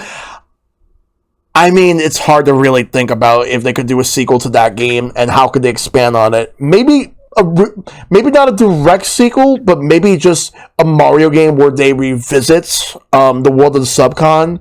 But remember, it was a dream. It was a dream. Unless Mario had another dream just like that. Yeah, so, and that's actually a hard one, but yeah. And the last one, this one's from DM21, this is the last question. Which Mario game from the Super Nintendo era is your favorite? Because, like, we have Mario World, Super Mario Kart, Super Mario World 2 Yoshi's Island, which I'm surprised we did not bring up at all, because that's a great game. But that's more of a Yoshi game, if anything. Then there's also Super Mario RPG, and also Super Mario All-Stars, but that's just the remakes. Doesn't count. I'm gonna have to go Super Mario World. But go ahead. Real quick, I did want to go back to Mario 2 for a second and just give a very quick answer to that. I liked Mario 2 actually quite a lot, because that was really the first experimental Mario game. That was the game that sort of showed that the Mario series was willing to do something crazy and unlike previous games. And I think it definitely, and I mean, it introduced, some of the most iconic characters in the Mario series. Shy Guy. Ba-Bomb, Shy Guy, I'm the Great Wart. I mean, he hasn't appeared again still, but he's still talked about a bunch. Direct sequel, no. It's been too long. Yeah, I feel like it wouldn't do as well. And I think at this point they have a pretty good thing going with the new Super Mario Brothers games. So, yeah, I don't think so. Yep. Best Super Nintendo game. Oh, so many of these are like genre defining. They define the genre that they came out with. I mean, personally, I think the best. Is it unfair to say a Donkey Kong game? Because Donkey Kong Country 2 is definitely one of the best Donkey Kong, one of the best platformers on the SNES. I would say that's Donkey Kong more so than Mario. Okay, that's fair. I would say Mario World then. Yeah, Mario World. Even though I love Mario RPG and I think that Super Mario Kart's fun. Yeah. I'm gonna cheat. I'm gonna say Super Mario All-Stars plus Super Mario. There. I'm torn between Mario World and Mario RPG, but if I had to choose to pick up and play one day when I don't really feel like doing anything, I would go with Mario World, because Mario RPG, it's a lot more of a time commitment. Even though that game's not like super long, Mario World I could just sit down, play a bit, and then I don't have to worry about committing a whole time sink into it. Yeah. So we got a lot of questions, and I appreciate everybody that sent all these questions. So now the last question that I will ask you guys is, where can we find you? Starting with you, my 170. Where can we find you? I'm mostly on Twitch. I'm mostly on Twitch. I usually stream in the evenings and on weekdays and on the afternoons on weekends, and I'm doing all sorts of stuff right now. Right now, I'm doing playthroughs of Persona 4 Golden and Final Fantasy 5, and yeah, I do all sorts of stuff. I live in the New York area, and I usually go to all sorts of gaming conventions and other fun things that happen around here. Whenever there's games, I like to be there. Oh yeah, exactly. And OneOneTwo, where can we find you? You can find me mostly on the Mega Man subreddit, which is at reddit.com/r/Megaman, and also discord.gg/Megaman, because that's what I mostly spend my time doing. You can also find me on Twitch at twitch.tv/OneOneTwo. 112, you spell it out first and then you type the numbers. Yep. I mostly play Mega Man stuff because that's my actual favorite franchise of all time. And Mega Man Battle Network Legacy Collection launches this Friday. I'm very excited about that. Oh wow, already? That's April 14. I'm nice. super stoked for it. Time flies. But I mean, I definitely talk about Mario quite a bit. I definitely do want to start playing some Mario games on my channel because it is my second favorite franchise. I just don't have a capture card is the problem, so it's very difficult to play Mario games. Oh, never mind. Sorry, I was talking about Mega Man. Yeah. No, for Mega Man, I that's mostly what I stream and play. But PC, yeah. Yep. Yeah, but for Mario, I definitely want to start showing why I love Mario so much because it is my second favorite franchise and one of the best video game franchises ever, in my opinion. So. Oh yeah. Yeah. All right. Well, obviously you can find me here and every single social media at ShellshockPrime, and I do what I can to keep sharing with Shellshock going almost every week. There will be an episode next week, and next week's episode, I'm still figuring out the guest for that, but it should be game rentals, which would be a very interesting topic since I grew up with Blockbuster and renting games from them over the years. So I'll figure out the guests. I'll start asking people questions about it tomorrow on the Discord. Remember, you got to be in my Discord if you want to ask questions. So here is the link to the Discord right here. Oh, right. I forgot. I don't have Mix It Up on, but that's fine. Still definitely join the Discord when you can. I can just do. And I highly recommend anybody just joining in. So we'll figure out the guests for next week's episode, but I hope you guys tune in. This should be up on YouTube soon, but even then, I appreciate you guys coming through. That's it for the show, and take care. Bye, guys.